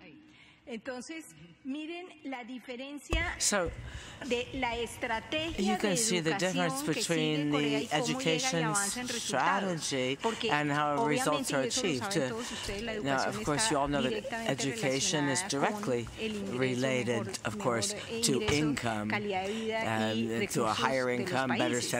Entonces, nos hemos quedado un poco todavía, o nos queda mucho espacio por trabajar como región. Lot of room we have a long way to go where there is a lot of time or room to make up here, and we can look at the data from the United States which reflects a certain level of education and the results there, and the economy of a country or a city is definitely better the higher the level of education. Now, I was going to try to show you here the results of some of the surveys that we made in the various cities, in the 5 major cities of the region. The subject that is given priority to by all of these is security, and much lower down on the list of priorities is education. So there are a number of interesting things here I could talk about for a long time, but you can see that in the major cities, many subjects, rather bland subjects, begin to appear, which are not the ones you find in the smaller towns or cities, where infrastructure and housing and things of this sort can tend to continue to have priority. But we have participation, management, climate change, things of this sort. So you'd say that some of the major cities are much better educated as far as understanding these types of problems and how important they are.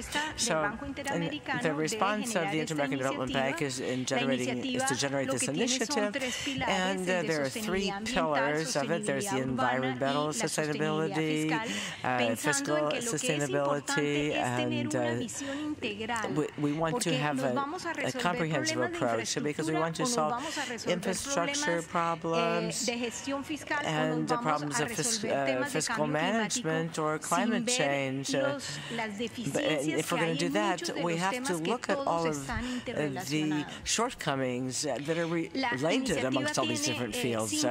So there are 5 different stages involved in this initiative. One is working with the cities and with identification also with the country that the city is in. Decision on what methodology to apply, diagnosis, prioritization of subjects is absolutely essential, plan of action, pre-investment, and then, of course, monitoring. The first part involving quantitative analysis, we have 145 indicators. Now, this is a challenge to find information in the cities. That's another one of the major weaknesses. We don't measure. We don't take these measurements.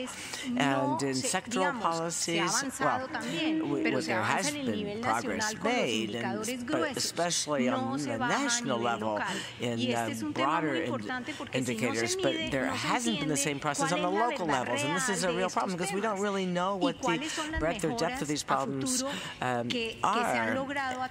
And nor are we able to measure the achievements or progress that we are making through the measures we're implementing. And this you find in all the different key sectors for urban development. So we have certain benchmarks that have been developed internationally that we are using in the region. But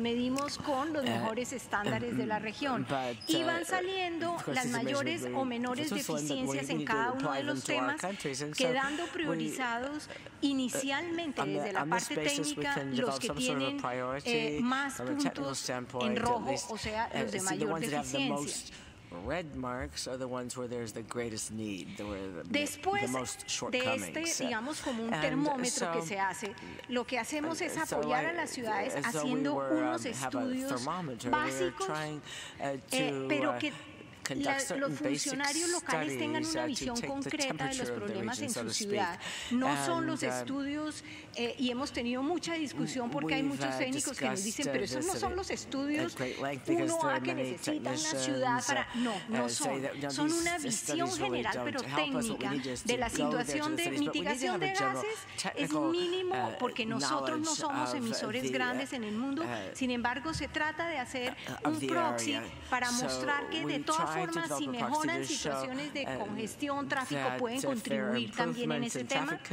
El más importante es riesgos y desastres y vulnerabilidad al cambio climático, en que se le hace un estudio específico a cada ciudad donde ve cuál es su situación con relación a posible cambio en la temperatura, a aumento de lluvias y los efectos que eso tiene en la planeación del territorio y el desarrollo de la huella urbana. Estamos creciendo de una manera insostenible. En el tema, para darles un ejemplo rápido, esta es una de las ciudades en México, La Paz en Los Cabos, es una ciudad de 250,000 habitantes, muy conocida por la parte del turismo, pero con un desarrollo urbano bastante desordenado y con un tema muy complicado, es la carencia de agua potable.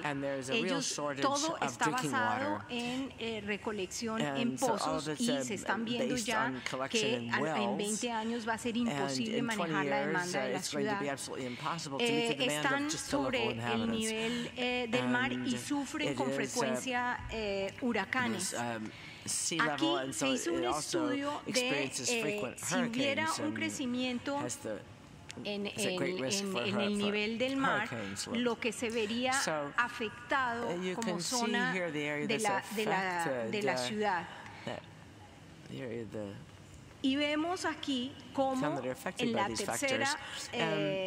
la tercera gráfica el crecimiento de la huella urbana ha sido precisamente en esa zona más vulnerable que tiene la ciudad, un crecimiento informal como lo veíamos en la presentación anterior, y cómo si la ciudad no se da cuenta de esto que está pasando, pues los costos en vidas y en recursos va a ser absolutamente inmanejable. Si nosotros vemos el caso, por ejemplo, en Tegucigalpa, en Honduras, se hizo el estudio de la huella urbana. A cada uno se le ha hecho estos estudios y la idea es que los alcaldes se queden con esta información y la divulguen, y pasando administraciones ojalá quede esta información para que las acciones se enmarquen bajo esta perspectiva. Entonces, si ustedes ven el crecimiento en el tiempo, es un crecimiento que además se dice que si se crece por el doble en habitantes, se está ocupando el triple en tierra. O sea, la densidad cada vez es menor en nuestras ciudades, afectando territorio con todas las consecuencias que esto trae en términos de transporte, de servicios públicos. Entonces, la planificación y el ordenamiento del territorio son temas que deberían estar en la agenda de todas nuestras ciudades y en las políticas de nuestros países. Después, entonces, de tener todas estas circunstancias ya mapeadas, lo que se hace es una priorización. Y para eso se hace una encuesta a todos los ciudadanos, donde se les pregunta cuál considera usted que son los problemas que más les afectan. Y entonces, de los problemas que salen en rojo, empiezan a priorizarse los que la ciudadanía ha detectado como los de mayor efecto.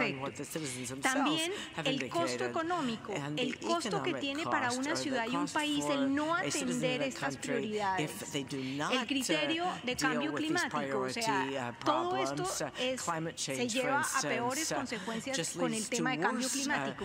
¿Cuáles de estas áreas priorizadas son las que más afectadas se van a ver por este motivo? Y un criterio técnico en el que se mezclan muchas cosas. Todo el grupo de técnicos del banco y de consultores que va apoya esta priorización en términos también de que puede haber que uno de los proyectos priorizados puede ser que técnicamente sea el que más afecte, pero ¿qué sucede si la ciudad no tiene ni la más remota posibilidad técnica o financiera de abordarlo? ¿Qué sentido tenemos de dejarlo como el primero? La idea es que lo que se hace en esta iniciativa es que se generen acciones demostrativas, así sean menores, y no que quede el documento exclusivamente como un proyecto de planificación. Entonces se genera un plan de acción donde todas estas prioridades se establecen con el tiempo y con los recursos posibles que se tienen que atender. El banco no necesariamente ata esto a proyectos de inversión del mismo banco, sino que empieza a buscar con los funcionarios y los gobiernos centrales qué programas del mismo país, de la misma ciudad, de multilaterales diferentes podrían apoyar este plan de acción. Y después viene el proceso de preinversión. La mayoría de las ciudades intermedias de la región no tienen buena capacidad ni de generación de ingresos ni de endeudamiento. Entonces, uno de los cuellos de botella en estos procesos es, bueno, ¿y con qué responder para empezar a actuar? Y ahí es uno de los temas que está pendiente y se está trabajando. Y finalmente, todo esto, si se vuelve acción de una sola administración, muere. Una de las estrategias que seguimos es tener el monitoreo ciudadano, que los ciudadanos participen en el proceso y se encarguen de ser el puente entre el cambio de administraciones. Entonces, nosotros lo que hacemos es ayudar a que las ciudades generen un sistema de monitoreo, se financia el primer año, se involucran organizaciones de la sociedad civil para que, por ejemplo, las universidades, la prensa, para que ellos sean los que transmiten en el tiempo el proceso y no lo dejan morir. Hemos seguido mucho el ejemplo de Colombia, que inició en Bogotá, los Bogotá como vamos, que es un tema que se ha hecho, digamos, ya recurrente, lleva más de 15 años, con una batería de indicadores muy fuerte. Está en 10 ciudades de Colombia y dijimos, si esto ya existe, ¿por qué no nos apoyamos y apoyamos a las ciudades? Y ya hay varias de las ciudades que lo están haciendo. No es un tema fácil, a los alcaldes no les gusta que los midan, lo ven siempre como una intrusión, como que políticamente esta información se va a usar en su contra, aunque no es así, pero es una percepción que hay que, si uno quiere trabajar en el tema, la tiene que tener en cuenta. Y básicamente hoy estamos en aproximadamente 25 ciudades trabajando actualmente, y se creó desde el inicio un sistema de réplica, y es que los países pueden tomar la metodología y con organizaciones internas la pueden adoptar y multiplicar. El caso piloto fue Colombia con Findeter, que es la banca de desarrollo del país, donde de una ciudad pasamos a 10. El caso que está trabajándose ahora con mucha fuerza es Brasil, con Caixa Económica. Ellos se encargan de ser un poco como el BID, lo que fue la primera ciudad, ellos internamente, y se está trabajando en Brasil con 5 ciudades, pensando que vamos a pasar a 20, y así igual se está trabajando en Perú y en Argentina. Y en México con Banobras se está haciendo también un gran trabajo. Y lo que pensamos es que a partir del 2015, cuando la iniciativa cumple 5 años, se puede ampliar a 50 ciudades, y esto va a sufrir, digamos, un nuevo proceso de aprobación dentro del banco, pero lo importante es que es un tema que ya está radicado en todos los países, estará en los 26 países el año entrante, y pensamos que es un instrumento crecimiento valioso, no es fácil de llegar a obtener, digamos, resultados rápidamente, es un proceso en el tiempo, pero que está llevando a ciudades que difícilmente tenían la mirada de organismos internacionales este tipo de avances de conocimiento que es importante que permee en las áreas urbanas intermedias de nuestra región. Gracias. Being replicated rapidly around our area. Thank you. Thank you very much, Ms. Torres, for your presentation. Our last speaker, distinguished colleagues, for this session is Dr. Chris Pike, who's the Vice President of Research at the U.S. Green Building Council, based in Washington, D.C., who will share with us some of the national and global trends in green building activity, including that for leading countries such as Mexico and Brazil. Dr. Pike, it is my pleasure to welcome you to the Organization of American States, and it's a pleasure to offer you the floor. The floor is yours. Great. I appreciate the opportunity to talk with you today, and I'll also respect our timeline, and I'll try to be as brief as I can. So with that in mind, I also want to acknowledge the sort of foundational work that the OAS has been doing with regard to sustainable cities in some of the clear areas of overlap with the green building community, notably in issues engaging the private sector market in things like benefit corporations, green funds, and efforts on green employment across the hemisphere. So these are some obvious areas of common interest and common opportunity. So today I really want to give you my thoughts on 3 different dimensions of green building activity. And I want to leave you essentially with these 3 points, and I'll come back to them at the end as well. So first, the concept that we call green building is a diverse global enterprise. It is increasingly vertically integrated, and I'll explain what I mean by that. And it is increasingly propelled by multiple drivers and many stakeholders. And so I want to take you through those. First, I want to make sure that we're on the same page with regard to the whole concept of green building. So first and foremost, as many of you know, people around the world, we spend roughly 90% of our time in indoor environments. And so that may be depressing, or it may be just simply true. that means that we are exposed, we are in and around these structures for the vast majority of our time, whether we are at home, at work, in places of commerce, school, worship, or so forth. And what we understand also that our vertical built environments are a growing share of our global greenhouse gas emissions. As industrial emissions begin to fall, transport and buildings represent the growing and together the majority share of global greenhouse emissions. And we also understand that the way we design, build, and operate our built environments has a direct and indirect impact on both human health and the planet more generally. And that is through both energy, water, waste, materials, and a wide range of other factors. So the way that we build our places of work, home, worship, and school are integral to both human beings and the environment. And so green building has been conceptualized over the last 25 years as a broad basket of interventions. And in a sense, we are intervening to address what constitutes pervasive market failures. Essentially, the market, we have demand in the marketplace at all levels for better buildings, better in the sense of human health and the environment than the market is willing to supply. And we lack the ability to differentiate and act on those qualities. So we have externalities and we have market failures. Green building is a paradigm to address both of those things. And over the last 20-25 years, you can see on this map an example of the global diversity of green building activities. So this is not a map of any single kind of green building, but this is a map of 1.2 million green building activities that we track on a global basis, and I can tell you this map is incomplete. This map is a work of over 100 green building councils, including representatives from across the Americas and around the world, who are dedicated to the same theory of change regarding overcoming these externalities and creating better buildings and communities.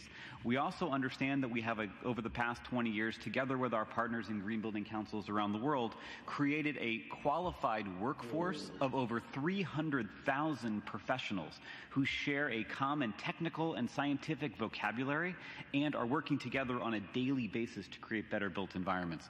So when you think of the green building community, you can think of a single building. That's a reasonable thing to do. But you can also think of an incredibly diverse and rich tapestry on an international basis. Second, when we think of green buildings, you probably logically, given that name, think of a building. However, what is emerging after 20 years of this global movement has been what we might describe as rich and increasingly vertically integrated. We can do things at the scale of an individual space, at the scale of a full building, at the scale of a block, a neighborhood, a district, or even an entire city or country. And what that means is that we understand that any given built environment, be it a school, a building like this one, the hotel that some of you may have stayed in, we understand it is a physical asset on the ground. We might think of it as 123 Main Street. It's a piece of brick and mortar and glass that exists at a space and time. It is also associated with an entity that owns, controls, and manages it. It could be a school district, it could be a national government, it could be an investor. And when we think of what it really means to be a green building, it means to embrace both the entity that owns it and controls it and finances it, along with the physical object. And this may seem a bit nuanced, but to understand how we are driving change through green buildings means to understand what a building is. A building is a manifestation of an organization, and organizations on a global basis communicate by vehicles such as the Carbon Disclosure Project, the Global Reporting Initiative, and entities like a new entity called the Global Real Estate Sustainability Benchmark, and many others. These are the tools organizations are using to communicate about the populations, thousands of buildings that they represent and occupy around the world. At the same time, we have labels and indicators and tools that we use to make individual buildings better. That could be LEED or Energy Star or literally hundreds of others. The interplay between these two things, organizations and the places that they build, create, and manage, is the richness. And we also increasingly understand that these things are not static, that green building is not a once-and-done activity. Green building is a process. So just as cities are driving changes in municipal buildings, cities are driving changes in schools, entire, say, houses of worship, congregations are driving changes in the buildings they occupy, as well as international and multinational investors are doing the same thing. So we are driving change in performance from being green building as a moment to green building as something that goes on over time and is accomplished at multiple scales. This is critical with an understanding of the scale of our opportunity. So green building over the last 20 years has happened one building at a time, and I'm going to show you some buildings. But at the same time, in the years ahead, green building is moving to the portfolio scale, where cities, districts, companies, investments, institutional investors are driving change across thousands of buildings in hundreds of countries, and they're doing it at unprecedented levels of granularity. So the third point that I wanted to leave you with is that the green building movement is propelled by many different drivers and multiple value propositions. So when we ask, why are people engaged in green buildings? Well, the simple thing comes from the origin. We are engaged in green building to create built environments that benefit people and reduce our negative impacts on the physical environment. The drivers for doing this are diverse around the world. We understand, as many of the panelists have talked about, we have issues of rapid urbanization, crowding, the sort of pillars of urbanization. We have issues of physical public health. We have issues of climate change challenge.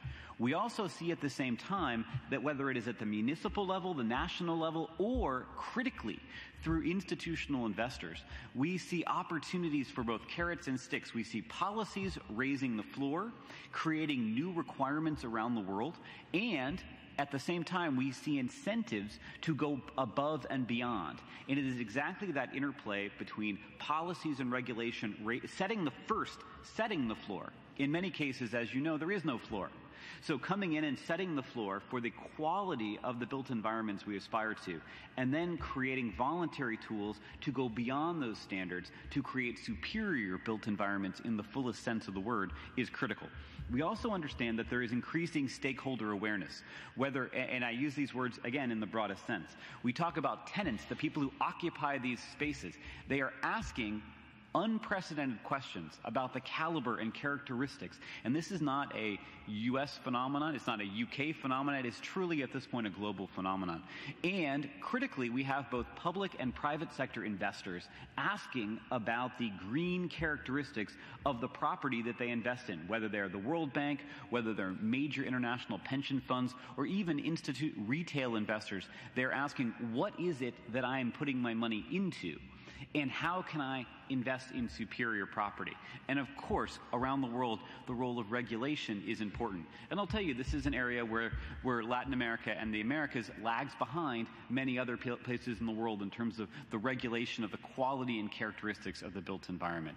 And critically, at the end of the day, the built environment through green building is a market-centric phenomenon. We are trying to leverage the power of the market to create opportunities for better buildings. We believe and we know empirically after 20 years of work that better buildings as economic activities, they are superior economic assets. And by making that more transparent, we can work on a public-private basis to create opportunities for these buildings around the world. So I'll also note in passing one new tool, give you a sense of tools that are coming, and then I'll dive down and give you a case study from Brazil. First, when we talk about flows of institutional investors, many of you are familiar with the World Bank, the IFC, and others intimately familiar. At the same time, we have traditional institutional investors who are looking to invest in better property on a global basis. And I would, as an example, I would give you this, as I mentioned earlier, this global real estate and sustainability benchmark.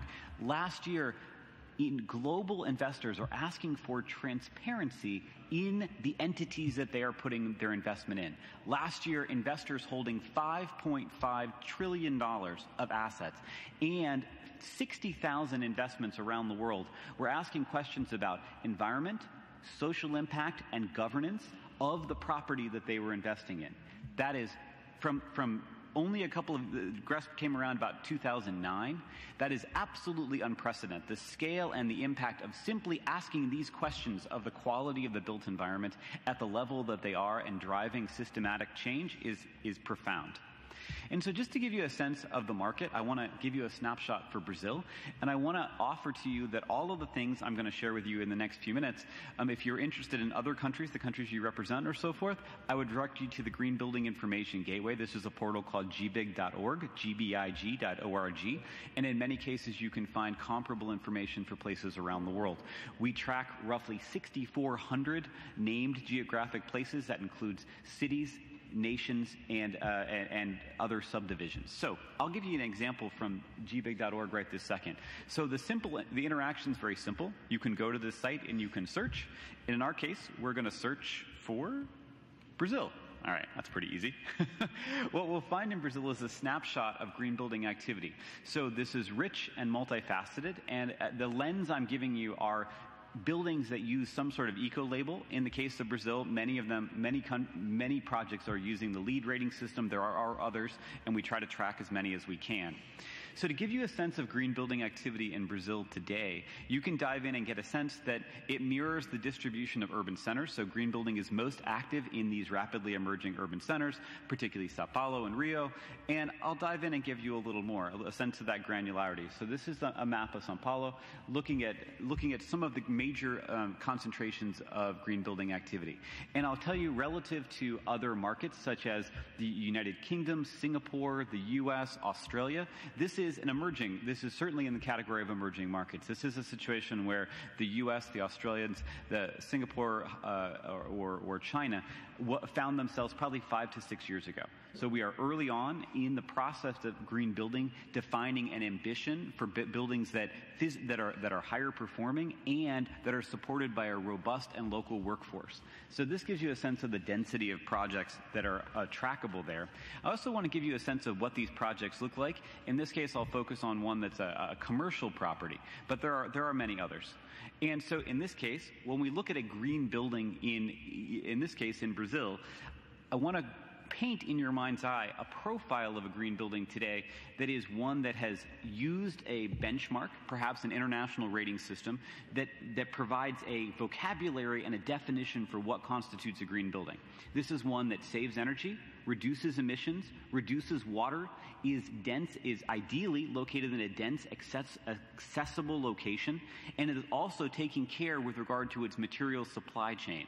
In other words, the choice of materials, their health impacts on the occupants, and their implications for those people who provide those services. So a green building is more than just energy efficiency, it's a basket of benefits. When we look at a specific location, in this case, we can ask, why is this green? And in this particular information portal, we can get that answered in plain language, energy efficient design, water use reduction, sustainable site selection, and many other factors. Okay. And what we can see is that a green building is more than a single event. It is a sequence of events sustained over time, so that just as a city gets greener one activity at a time, day over day, year over year, it turns out that individual buildings have the same phenomenon. So we can go to a building like this one and see the progression of events sustained over a significant period of time that represent this building getting greener. And I can tell you a building like this is indicative of what the very best buildings are doing around the world. We just need these buildings to be much more common and to continue on that journey.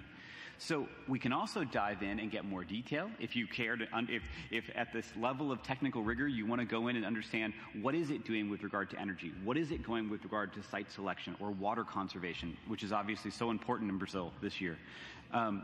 And we can dive in critically and compare a green building project. We can use green building as a yardstick and a language to understand how ambitious is that project being. And as policymakers, we can ask a project, are you being ambitious enough in this country, in a global context?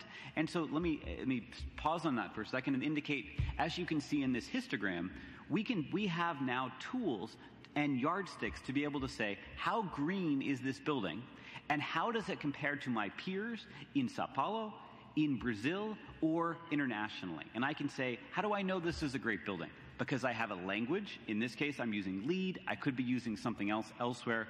And I can say this project is in the top 30% of comparable projects globally. It's in the top 16% of projects in Brazil, and the top 18% in its city. What's critical is that gives me an objective, multifaceted way to say, this is a great building. And critically, as a policymaker, to say it can be better.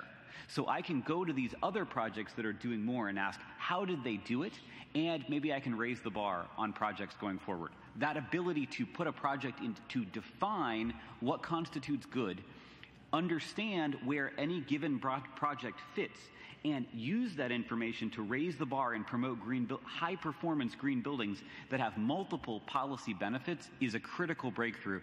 And I can tell you candidly, it is a place we were not 3 to 5 years ago. It is certainly where we are today, and it is increasingly where we will be moving forward. So to put a bookend on this, I hope what I've showed you really quickly, and there is clearly so much more to share with you, that green building in the future is diverse, increasingly diverse and global. It is going on around the world. It is supported by rich national-level green building councils who are all using the same theory of change. We are trying to define what constitutes, in any given context, superior green buildings. We are trying to then recognize and reward those projects that achieve that status, and to celebrate the people, organizations, products, and so forth that make them that way. It is that chain that is a common thread for green building councils around the world. We also understand this issue of vertical integration. A green building in isolation is not enough. Green buildings are attached to institutions. Those institutions are making decisions for thousands, in many cases millions of buildings, and we are asking how they can disseminate this understanding through their policy, their investment, their financing, and other mechanisms. It's that vertical integration between levers of policy, the modalities of institutions, and the outcomes in individual projects that is critical and is emerging as the forefront of green building today. And we understand that our common cause around green building includes and is driven by many different social, environmental causes. And we are trying to achieve many objectives, and that means we have many stakeholders in this journey. So I would invite you to learn more, and I'll give you three quick resources. First, everything I've shown you today, you can go on to gbig.org and take a look for yourself, maybe in countries that you have interest in. I'd also invite you to look at the world of institutional investing in GRESB. It's rapidly emerging as an important thing. Of course, you're welcome to contact me. And finally, I would also invite you to learn more. Actually, we increasingly have gatherings of green building professionals, quite large. And last year we had our first Green Build conference outside the U.S. in Sao Paulo. In August, we'll have another in Sao Paulo in August of 2015, and again here in Washington, D.C. in 2015. So I invite you to any of these to continue this conversation. Thank you. I would like to thank you, Dr. Pike, and the rest of our speakers for sharing with us your experiences and your work. It is inspiring to see what is being achieved, especially given the challenges the Americas face as a result of not only being the most urbanized hemisphere in the world, but also how the accelerated pace of urbanization is creating new forms of social and economic marginality that nurture crime and violence at epidemic levels. I think that was clear in several of the presentations. Distinguished colleagues, I would like to open the floor to delegations that may wish to offer to these presentations and share some thoughts and share their reflection on how the OAS can play a more dynamic role in the support it provides to member states in building more sustainable communities and cities in the Americas. I would plead, however, delegations wishing to take the floor to be brief because we are time sensitive. We have translation services probably for the next 35 to 40 minutes, and we have several other agenda items to conclude. Having said that, me gustaría ofrecer la palabra al representante de Venezuela, por favor. To Venezuela, please.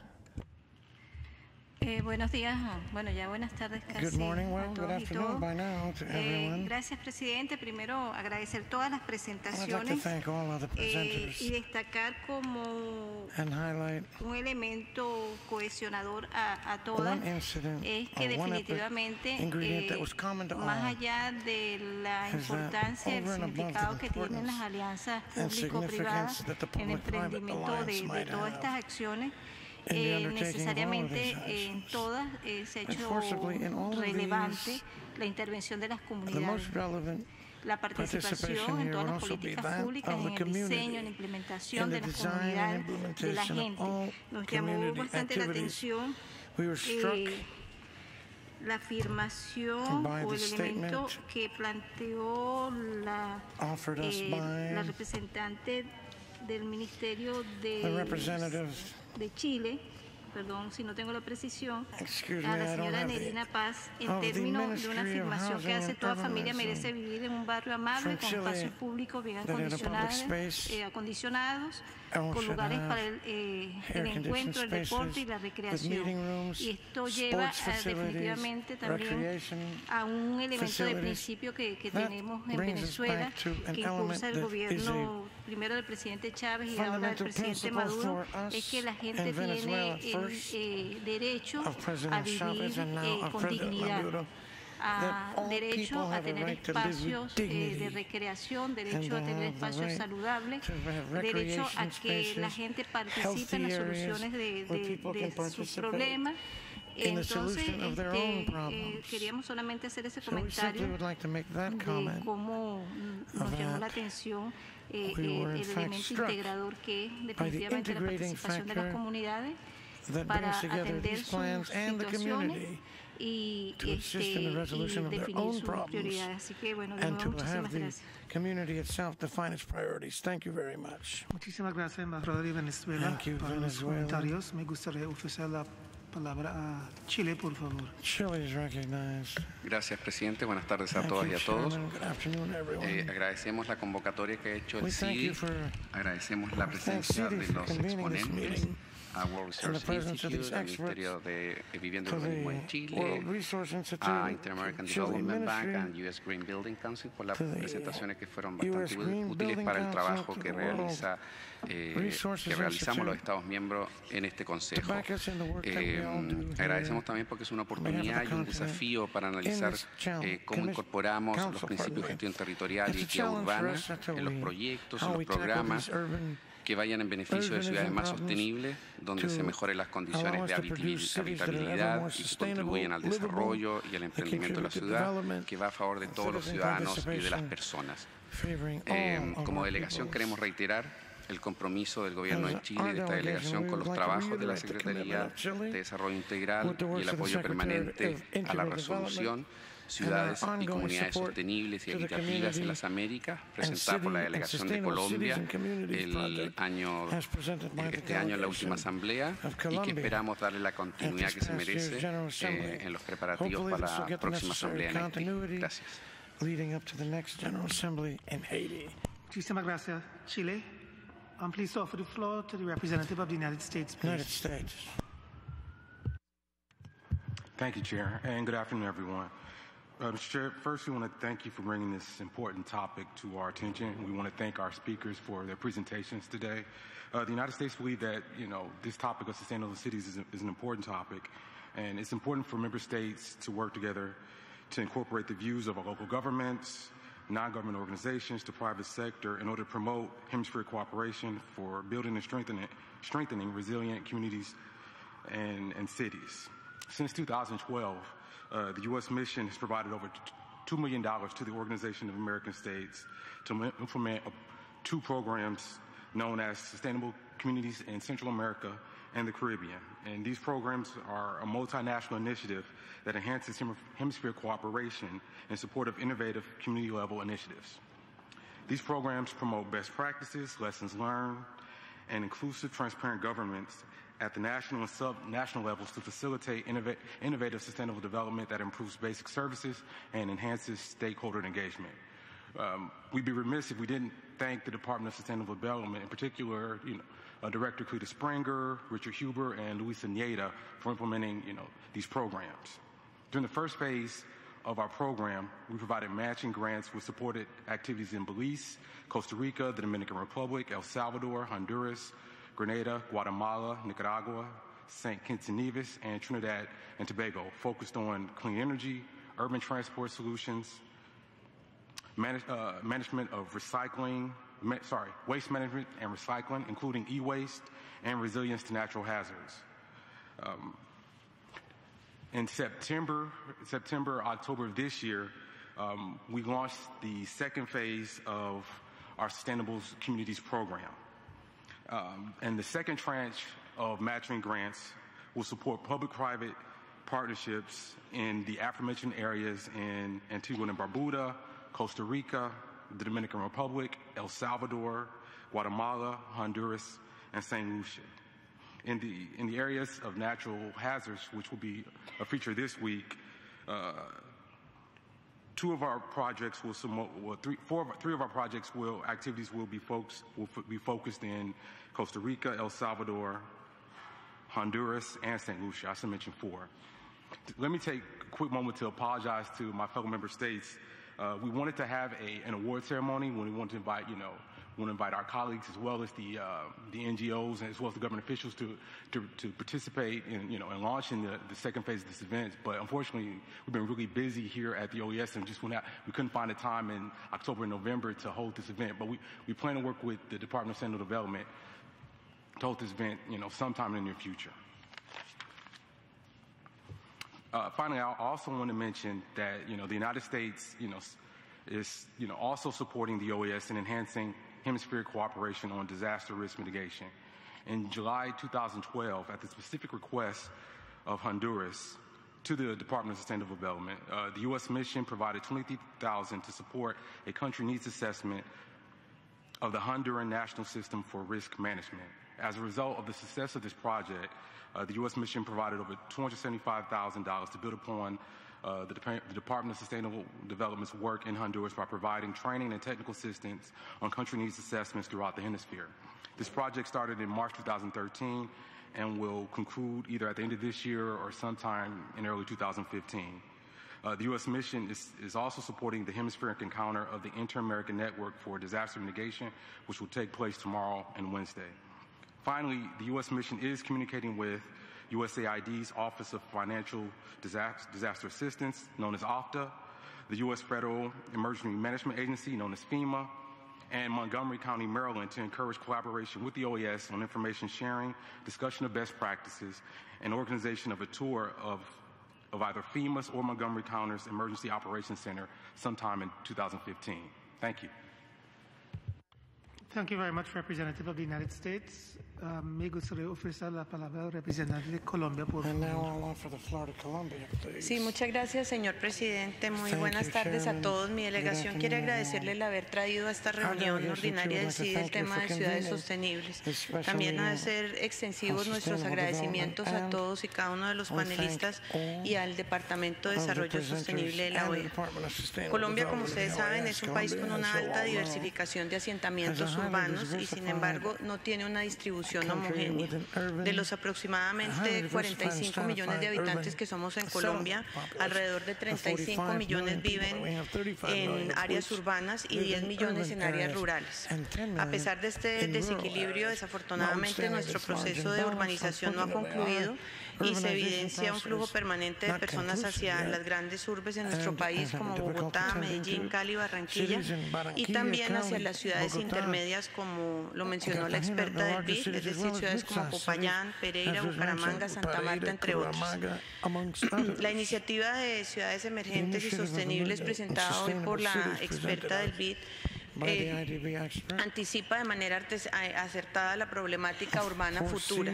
Algo similar ocurre, por ejemplo, en el tema de cambio climático, que el énfasis ha sido siempre en los grandes emisores y vemos la importancia de empezar a priorizar proyectos que tengan en cuenta de manera creciente a las economías de ingreso medio bajas en carbono. Los retos son, como todos los presentaron aquí, enormes y los panelistas hicieron mención de muchos de ellos.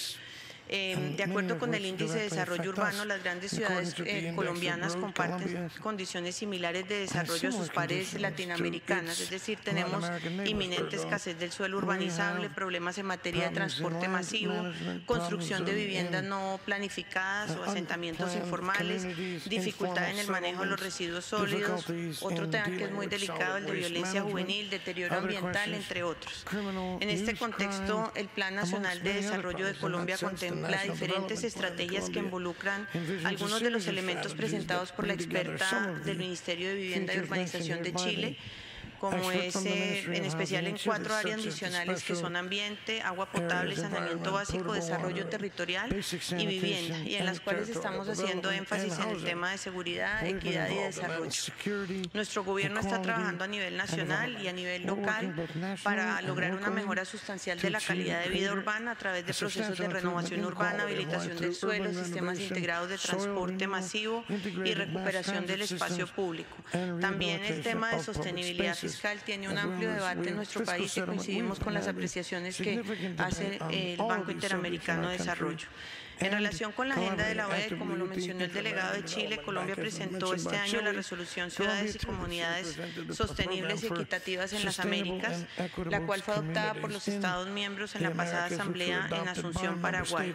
Esta resolución básicamente se concibió en razón de la apremiante necesidad de elevar el nivel político en el tratamiento de este tema, considerando que América Latina y el Caribe tienen la urbanización más alta de los países en vías de desarrollo. También queríamos vincular el tema de la equidad en la agenda de las ciudades y comunidades sostenibles en las Américas, tema que fue empezado a discutir en el Foro Urbano de Medellín y que creemos que a futuro tendrá un impacto muy grande en las discusiones sobre ciudades sostenibles. Coincidimos con Chile posible por esta razón en la importancia de dar continuidad a esta resolución y a los temas que se tratan ahí con un poco más de profundidad para poderlos llevar a Haití en el 2015 a la Asamblea General. Nuevamente muchas gracias a todos por todos los aportes que nos hicieron hoy los panelistas, porque se van a servir sin lugar a dudas para todas las discusiones que tendremos en la OEA sobre este tema. Gracias. Gracias, Colombia, para los comentarios. It's my pleasure to offer the floor to the representative of Canada, please. Thank you, Chair. I'll be very brief. Good afternoon, colleagues. And just to echo the thanks to all of the presentations, which were quite informative, covered a range of subjects of quite significant relevance to all of our countries, as well as the work that is undergone here at the OAS. Our delegation notes that one of the most substantial and interesting threads we saw throughout the various presentations was the emphasis on the need to do proper planning of these types of initiatives. I think that the Inter-American Development Bank expressed their process in quite detail, and really to just highlight the relevance of needing to carry out consultations with communities, of looking at evidence-based diagnostic assessment, prioritization of the initiatives that we are carrying through, and then monitoring them. I think that those were seen throughout all of the different presentations, and something that we as member states, as well as the OAS Secretariat, really need to take into account as important, critical parts of the process of any programming we carry out in this area going forward. To that extent, we hope that the ongoing discussions over the Inter-American Program for Sustainable Development will take into account those types of planning processes, and hopefully also look to coordinate with the Inter-American Development Bank's program with the other programs that have been presented here by the various organizations and ministries present. Thank you. Thank you very much, Representative of Canada. La palabra al representante de Paraguay, por favor. Muchas gracias, señor presidente. Esta delegación se siente satisfecha por lo que hemos podido observar esta mañana aquí a través de los panelistas. Quiero ser breve también, como la colega de Canadá que me presidió en la palabra. No quería dejar pasar la oportunidad de hacer una pequeña reflexión sobre todo lo que nos han comentado los panelistas, y en especial la panelista de Chile, quien hace mención a puntos críticos que normalmente en nuestras ciudades en las Américas en algunos casos sufrimos, como ser el no manejo del riesgo, el crecimiento urbano desmedido, lo cual nos lleva evidentemente a enfrentar procesos que no necesariamente desembocan en posiciones positivas, sino que desembocan en algunos casos en desastres. La reflexión que quiero hacer para nosotros es la siguiente: todas nuestras intervenciones, ya sea dirigidas como modelos de desarrollo hacia nuestros países, tienen que ser integrales. Definitivamente no tenemos que esperar los hitos disparadores, no tenemos que esperar a que ocurran muertes, daños y pérdidas para que tomemos la decisión de hacer la inversión en reducción de riesgos, que es lo necesario en nuestros países. Finalmente, empecemos a trabajar sobre la educación para que aquellos que tengan que intervenir a futuro como dueños y generadores de modelos de desarrollo para nuestras ciudades, sobre la base de la información que hemos recibido aquí de los panelistas, estos modelos tengan que ser de una buena vez por todas seguros. Finalmente, también necesitamos trabajar en nuestras ciudades, en las Américas, políticas públicas de gestión y reducción de riesgos, para que a la luz de estas políticas nuestros modelos, ya sean turísticos o de desarrollo, ofrezcan la seguridad necesaria para aquellas comunidades que las albergan. Muchísimas gracias, señor presidente. Gracias, Paraguay. Thank you, Paraguay. There being no further requests for the floor, at this point in time I wish to offer the floor to Mr. Richard Uber, our Senior Specialist on Sustainable Cities, to offer a summary statement on today's activities. Mr. Uber, the floor is yours. Thank you so much, distinguished Chair. This is our fourth in a series of expert presentations on the Sustainable Cities Program of the Organization of American States, which began to get legs in 2010 when USOAS supported it with what was a $1 million grant and now has turned to $2 million. Next week, we have our second certified 5-day course in sustainable cities in Port of Spain, Trinidad, the first one being in Medellin, Colombia. This is done in conjunction with the Ministry of Planning and Sustainable Development and the University of the West Indies. These are taught mostly by local experts about local technologies and solutions to urban issues to give us all best practices and lessons learned, and all of this information is written up and put on the webpage. As was mentioned by the distinguished delegate from the U.S., we do have a Sustainable Communities in Central America and the Caribbean program with 4 pillars: sustainable transport, renewable energy, waste, which includes reduce, reuse, recycle, and retrofit, and resilience to natural hazards and disasters. These are transforming policies throughout the member states, and much of it is due to the expert steering committee, of which you heard from 3 today. We had USAID, HUD, banks such as World Bank and IDB, World Resources Institute, and the U.S. Green Building Council that are on the steering committee of the OAS Sustainable Cities Program, and we rely on them significantly for technical and expert input. The Chilean presentation was excellent of the Ministry of Housing and Urbanism. Faced with a natural disaster, they reacted with resilience, equity, and development, and safety and security for its residents. They quickly ID'd the problems. They put in place policies and programs, for example, to minimize deforestation along the ravines. They had complex planning modules with significant public participation, geospatial technologies, which were certainly of the most sophisticated of nature, as well as social and education reconstruction programs. The Programa Quiere Mi Barrio installed public participation, pride, loyalty, sense of place, and had tangible investments and time-bound performance indicators, which they realized in order to alleviate the disaster and the misery that resulted as a part of it. From the World Resources Institute, we learned how important walkability, bikeability, and bus rapid transit is, and how it promotes traffic and safety, and it raises property values. We saw from tax revenue that these cost-effective investments in sustainable cities actually pay for themselves.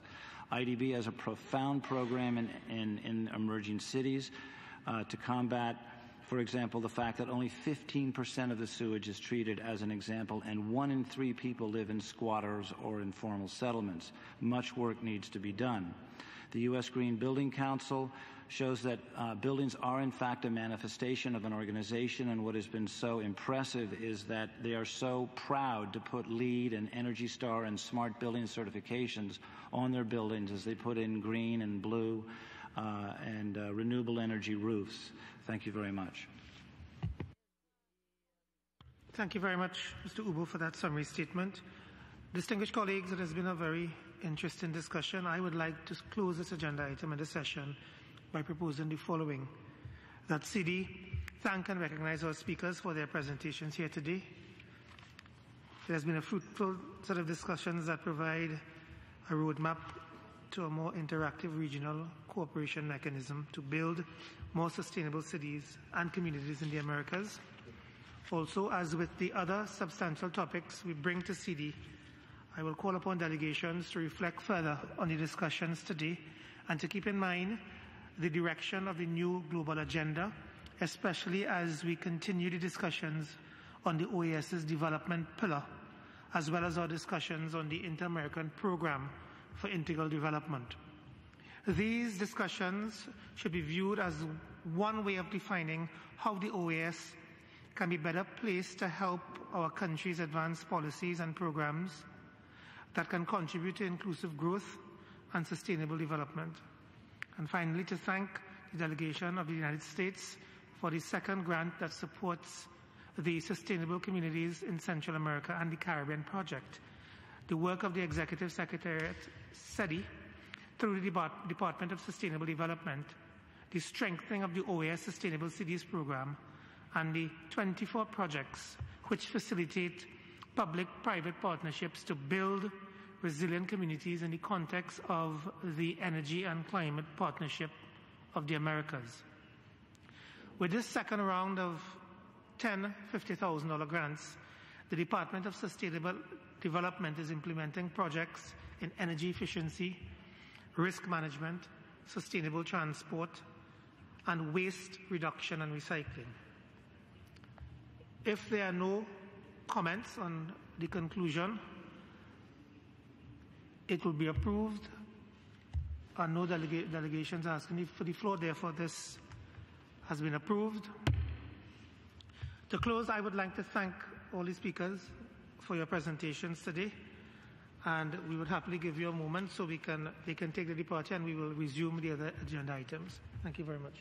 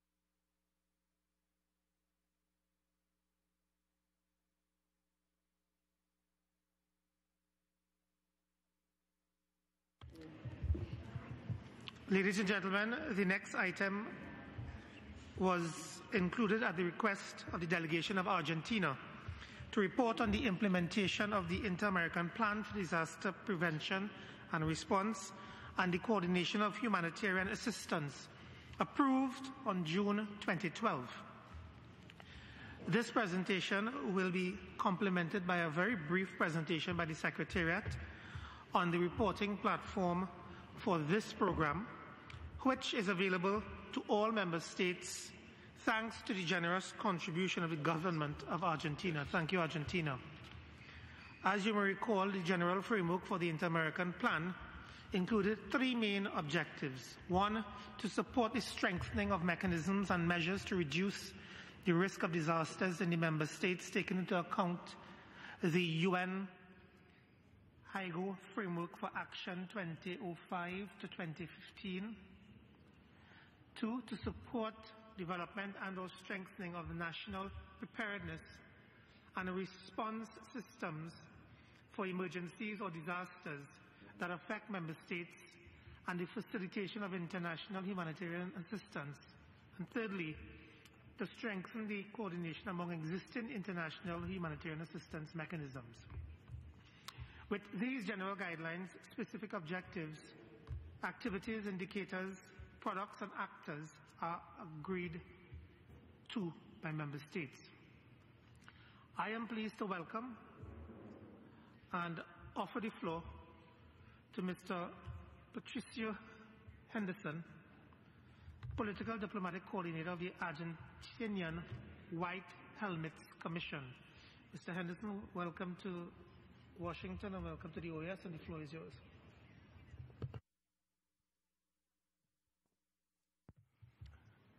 Bueno, muchas gracias, presidente. Thank you very much, Mr. Chairman. Buenas tardes a todos y a todas. En primer lugar, esta presentación iba a estar a cargo del vicepresidente primero, Esteban Máiquez, de la Comisión Cascos Blancos, pero por cuestiones de fuerzas mayores relacionadas a la atención de una emergencia en la República Argentina, no puede estar presente en este momento y dar la presentación. Por otro lado, agradecer la inclusión de la temática tan importante para todos nosotros por parte del CEDI y particularmente el apoyo permanente de la misión argentina ante la OEA.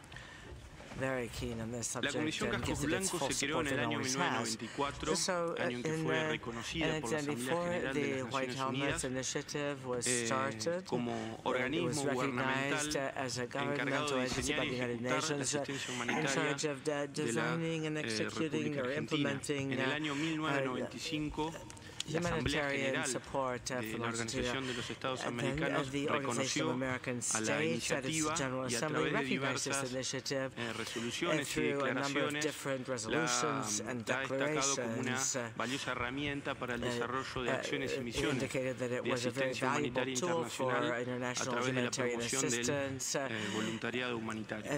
En 1998 se creó el fondo OEA Cascos Blancos, que es administrado por la Secretaría Ejecutiva de Desarrollo Integral y el Departamento de Desarrollo Sostenible para el desarrollo de acciones y misiones de asistencia humanitaria, y la República Argentina se ha constituido como el principal contribuyente. El próximo año, en 2015, se cumplirá el 20 aniversario del reconocimiento de la Asamblea General de la OEA a la iniciativa Cascos Blancos, y aprovecho la ocasión para anunciar que en ese marco se van a realizar diversas actividades y esperamos contar con el apoyo y el acompañamiento de todos ustedes.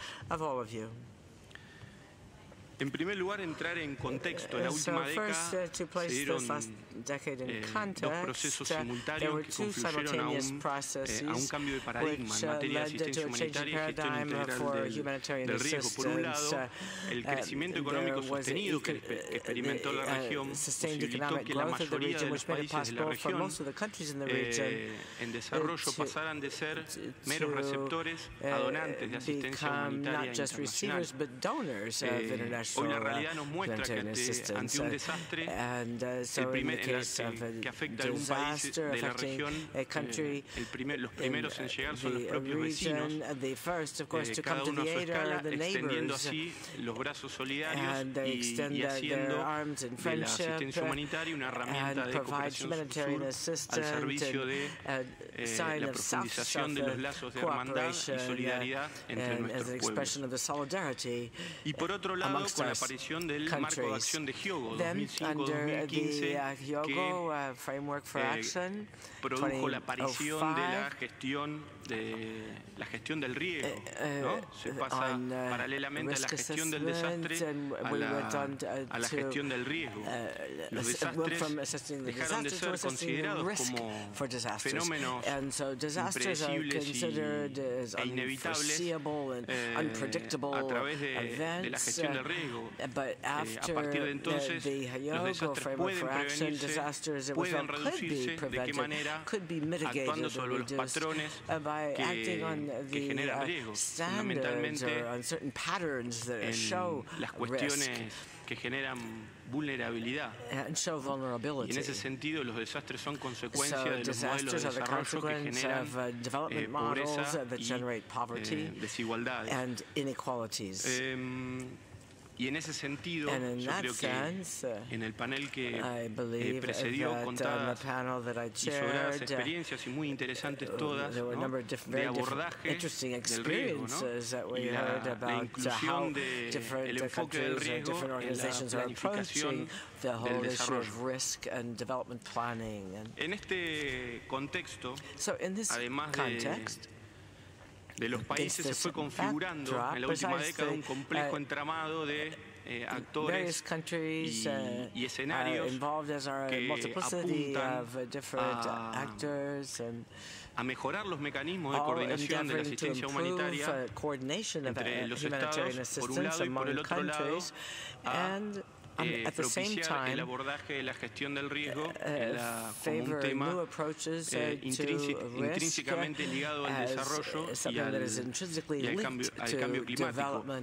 Procesos de integración regional en la región, bueno, la Unión Suramericana de Naciones, la Comunidad de Estados Latinoamericanos y Caribeños, foros regionales como las reuniones de mecanismos internacionales de asistencia humanitaria internacional que son coordinadas por la OCHA, las sesiones de las plataformas regionales para la reducción del riesgo de desastres, que son apoyadas y coordinadas por la Estrategia Internacional de Reducción de Desastres de las Naciones Unidas, el sistema interamericano que hoy nos convoca, mecanismos subregionales. Existen 4 mecanismos subregionales en la región latinoamericana y caribeña, el CAPRAD en la subregión andina, el CEPRENAC en la subregión centroamericana, el CEDEMA en la región caribeña y la REU en el ámbito del Mercosur, organismos internacionales y diversas organizaciones humanitarias.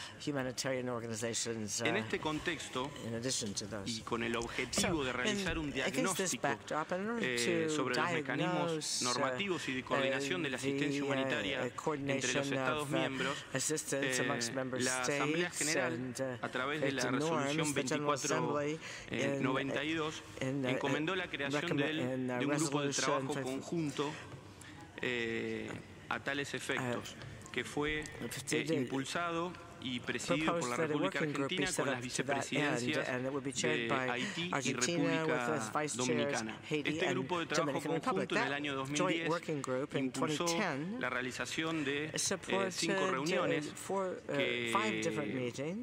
que reunieron a expertos de países, organismos internacionales, diversas agencias humanitarias, y a través del cual se llegó como corolario de ese trabajo y de ese proceso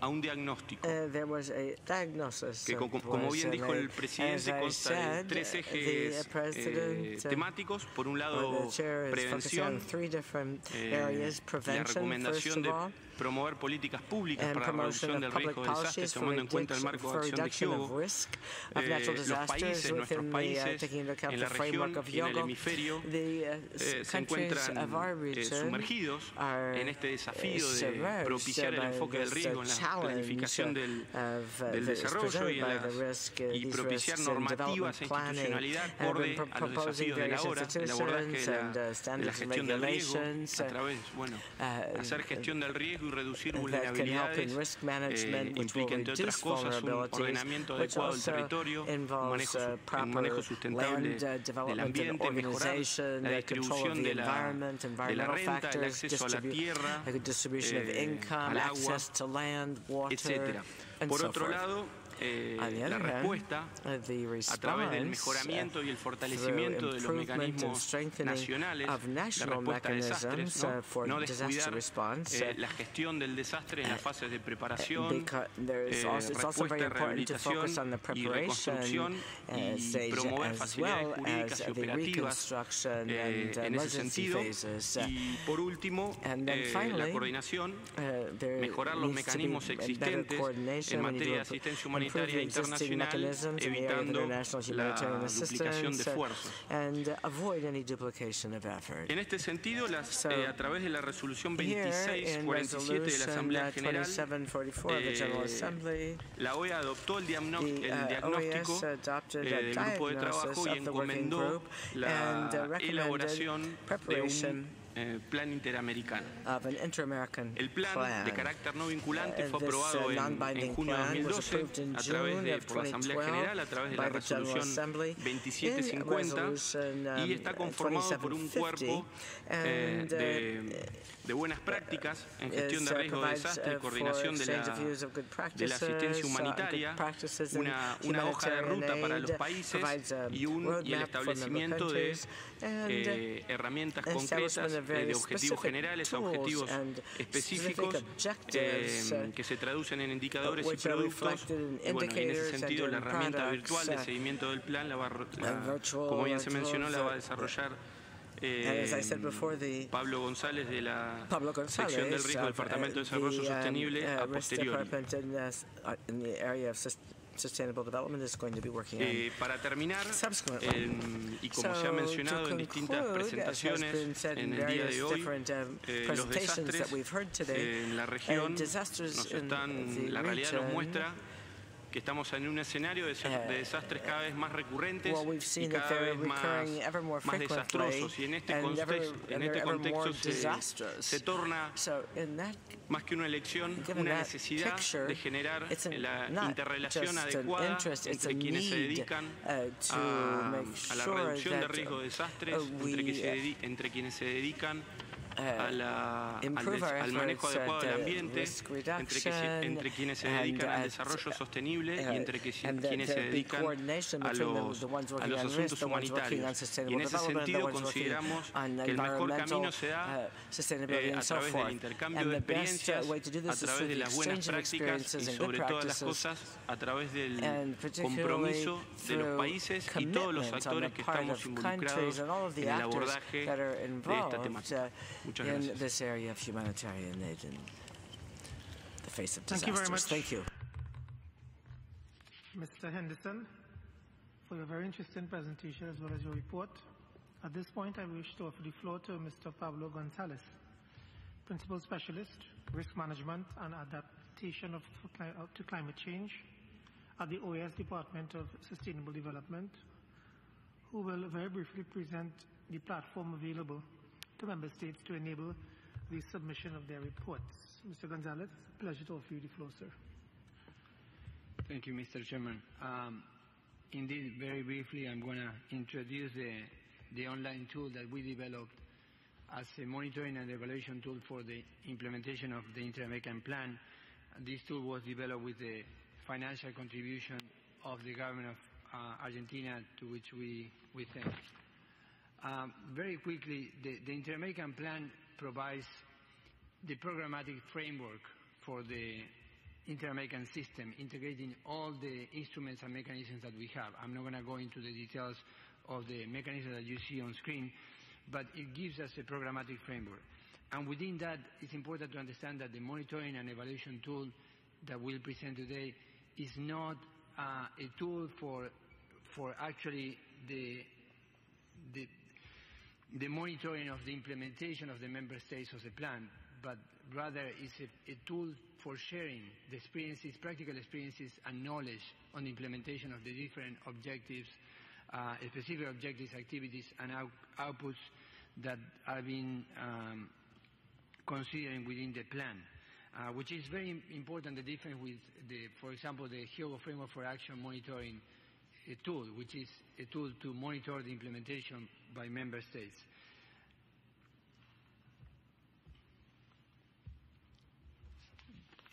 To give you some context, this tool is built within the context of the Inter-American Network for Disaster Mitigation and is an integral component of the web-based system of the Inter-American Network. In that, the tool, as you can see in this slide, is part of the several services and tools that the web-based system provides, and specifically mainly in terms of linking the implementation of the Inter-American Plan by giving the opportunity to the member states to report on progress that they are making voluntarily, but also showing and providing evidence of that progress. And that evidence is provided in the terms of practical experiences and good practices that are actually stored in the online database. Today, the Inter-American Network has a database of about 120 good practices collected through different events and through different initiatives that we supported. So the online monitoring and evaluation tool is, first of all, is voluntary, does not imply that member states had to report for a given or certain a period of time. Any member state can provide a report for 1, 2, 3 of the objectives, report on the specific activities, report on the specific outputs as they wish and as they are advancing or making progress on the implementation of the plan. And they can, as I said, they can provide not only a report in the format of a form or template, but also can provide documents from videos, from technical specifications of a legislation or a piece of document or workshop, whatever they are doing, they can provide that information and share that information with the member states within the platform.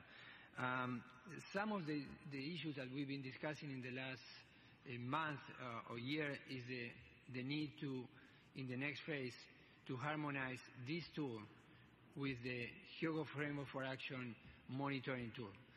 This has been a discussion with the UN system, and we hope to continue this discussion in the future. Before I give you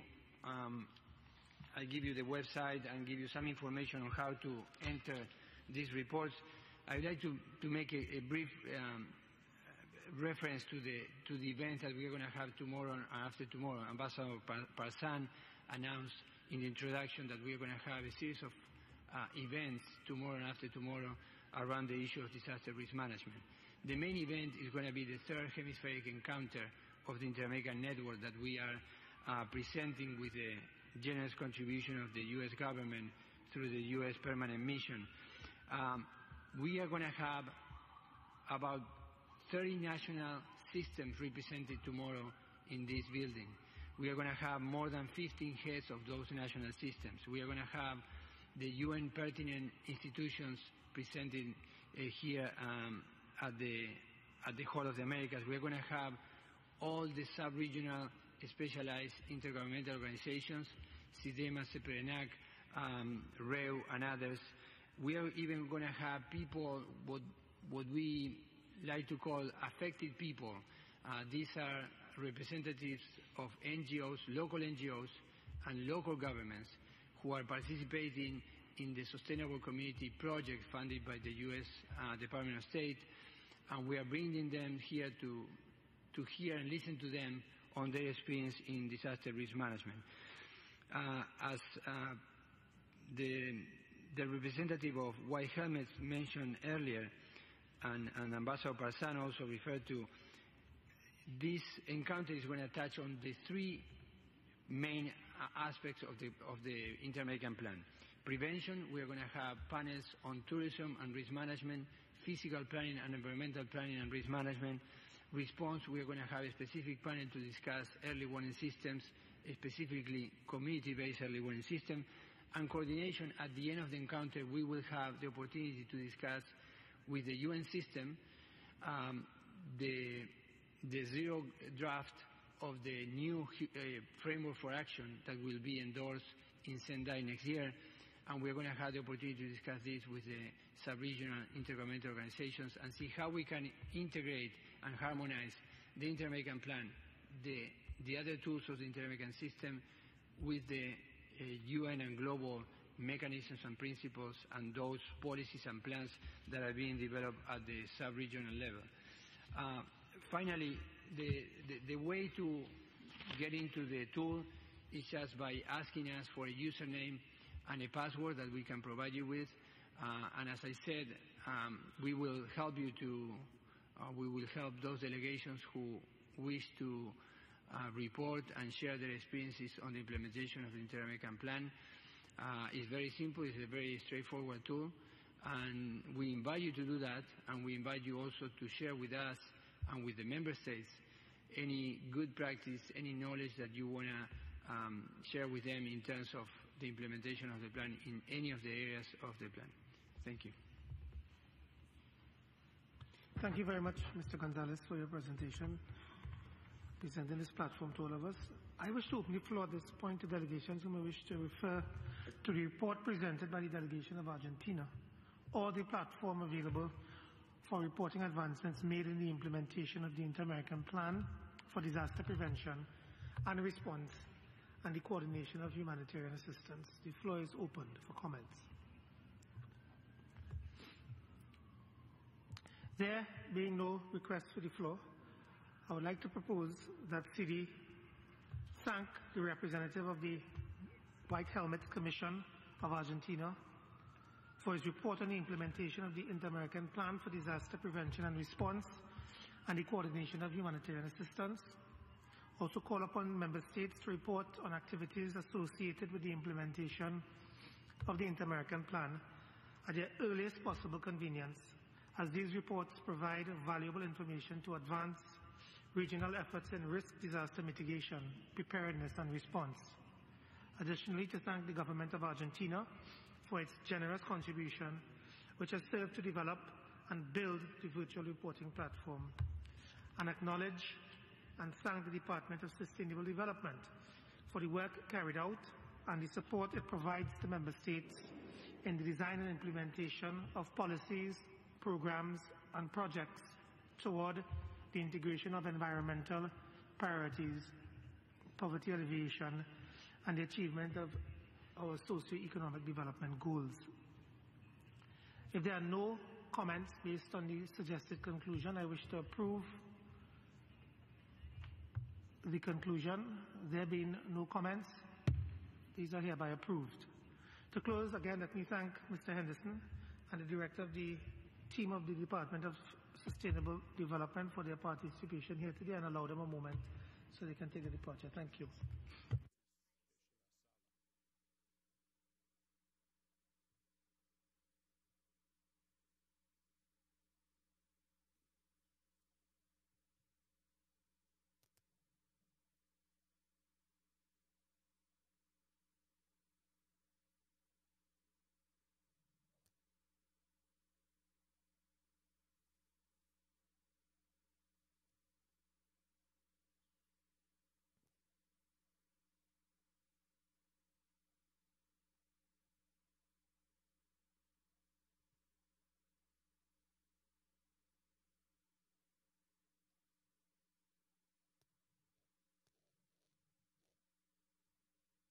Ladies and gentlemen, distinguished colleagues, the next item in order of business refers to the presentation of the results of the survey to identify the Member States' priorities within the Development Cooperation Fund. As you may recall, this item was deferred to this meeting in order to give more time to delegations to submit their responses on the survey. To present the results of this survey, I am pleased to offer the floor to Ms. Kim Osborne, Chief of the Technical Cooperation Section. Ms. Osborne, it's a pleasure to give you the floor. Thank you very much, Chair. And I being the one between you and lunch, I will try to summarize as quickly as possible. I think that we had already given you an idea of the results in the last meeting. I will just go through it very quickly. So as you know, we had the online meetings, we did the research of the national development plans and the poverty reduction strategies. We've looked at the existing programs of SETI as well as programs of other international organizations operating in the region. We sent out the survey and received the survey results. To date, we've gotten survey results, I believe, from 28 countries as of today. And out of the results that we've received, the area of social, well, let me go back one. Once we did the analysis of the national development plans and the poverty reduction strategies, the area that received, that occurred most frequently among the national development plans and sustainable and poverty reduction strategies was the area of sustainable development. And the area of sustainable development, 23.3% of member states indicated that this was a priority area for them, and then followed by social development. And so we took the two top areas and put it into the survey, as you can see, and asked member states to rank their area of priority. We also had up to 4 programs as requested under the new DCF structure under each of the areas. Under sustainable development, we had the issue of sustainable communities, and that included biodiversity, integrated water management, sustainable production and consumption, sustainable energy management, environmental governance, and disaster risk management. Under the area of social development and the creation of productive employment, we had the area of social inclusion, the promotion of productive employment, workforce development, and community development. Again, these were the key themes that emerged from the national development plans and the poverty reduction strategies of member states. We also in the survey asked member states to share, to indicate to us whether they would be willing to offer, to have cooperation among themselves on those topics, and we were very pleased to report that many member states indicated that they do have experiences and programs that they would like to share. We also looked for studies and publications, and we have quite a few of those coming through in the survey. So what did we find out from the survey? We found out that of the member states that we've received responses from, 15 member states indicated that the area of priority for them for this funding cycle is social development and the creation of productive employment, while 13 member states indicated that sustainable development would be their priority area. And again, note that we've only received 28 responses to date. So we also want to note that the area of education, science, and technology, as was agreed under the new DCF, would be cross-cutting. So whatever programs we develop under these two, one of the areas, we would have the issue of education, science, and technology as cross-cutting. Next slide.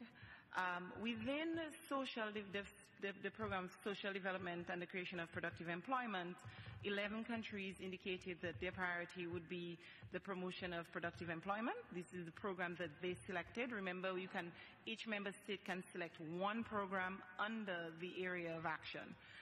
10 countries indicated that it would be social inclusion and social protection, 4 for community development, and 2 for workforce development. And you will see that 27 countries are represented there. That's because one member state responded but did not indicate their priority programs. Within the area of sustainable development, 11 member states indicated that sustainable communities was a priority, and we've just discussed that issue. Sustainable energy management, disaster risk management, and environmental governance with 2. So these pretty much are the results of the survey. In terms of next steps, as we indicated, the purpose of the meeting today is for CD to approve the area of action for the next 3-year funding cycle 2014-2017. And on the next slide, we just have Article 17 of the statutes, which indicates that the TCS would present to CD for its approval, and once that is done, then the management board will take action in approving the amount of funding available for this program cycle. Thank you. Thank you very much, Ms. Osborne, for that report. At this point, I would like to open the floor to delegations who may wish to refer to the presentation. There have been no requests to the floor. I would like to close this item by proposing that CD, first of all, approve the results of the survey. And approving this would mean that the area of action in the first cycle of the Development Cooperation Fund will be on social development and the creation of productive employment. It would also mean that under this area of action, there will be 4 programs. One is the promotion of productive employment. Secondly, social inclusion and social protection. Thirdly, community development. And fourthly, workforce development. It would also mean that it be worth noting that, as stated in the statutes of the fund, education and science and technology will be cross-cutting themes. I would like to ask delegations if they're in agreement with this proposal. There being no comment, this proposal is hereby approved. Having approved the area of action and the programs, the next step would be for the management board to confirm the amount of funding for this first cycle so that the Secretariat can begin working with member states in the formulation of the program and identification of activities. In due course, delegations will be invited to this meeting of the management board. In closing, I would like to take this opportunity to thank the section of technical cooperation, Ms. Osborne and the team, for all the work they have carried out in launching the Development Cooperation Fund. The results since this section was created are impressive. CD and the member states appreciate your work and are enthusiastic about the future activities and projects from which they can benefit. I would also like to acknowledge and recognize your tremendous effort last week with regard to your contributions at the South-South UN Cooperation Expo. Your participation provided important inputs to the discussions as a whole and showed what the OAS is doing as regards South-South and triangular cooperation. I had the pleasure of actually participating on that panel, and let me assure you a lot of the work being done at the level of the OAS and the Secretariat mirrors quite a bit of the effort at the level of the United Nations from a South-South triangular cooperation input, and I really appreciate the input of the Secretariat and that cooperation, that technical team, for the advice and the guidance they provided to the OAS during that engagement. Ladies and gentlemen, this brings us to agenda item number 6, because we have actually completed the consideration of items on the agenda.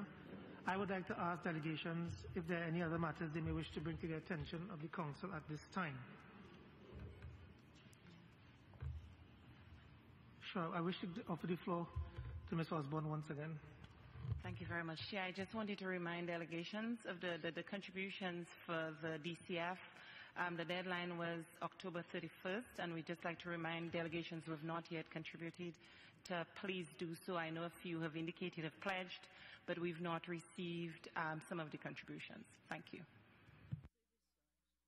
Thank you, Ms. Osborne, for that reminder of contribution. I think that's critical. Having said that, and there being no further items to discuss, I would like to offer you a blessed rest of day and a great productive work week, and hereby adjourn this meeting. But before I do so, I would like to invite those participating in the meeting of the Committee on Migration Issues to remain in their places. This meeting shall begin as soon as I depart this chair. So thank you most kindly and have a wonderful day. This meeting is hereby adjourned.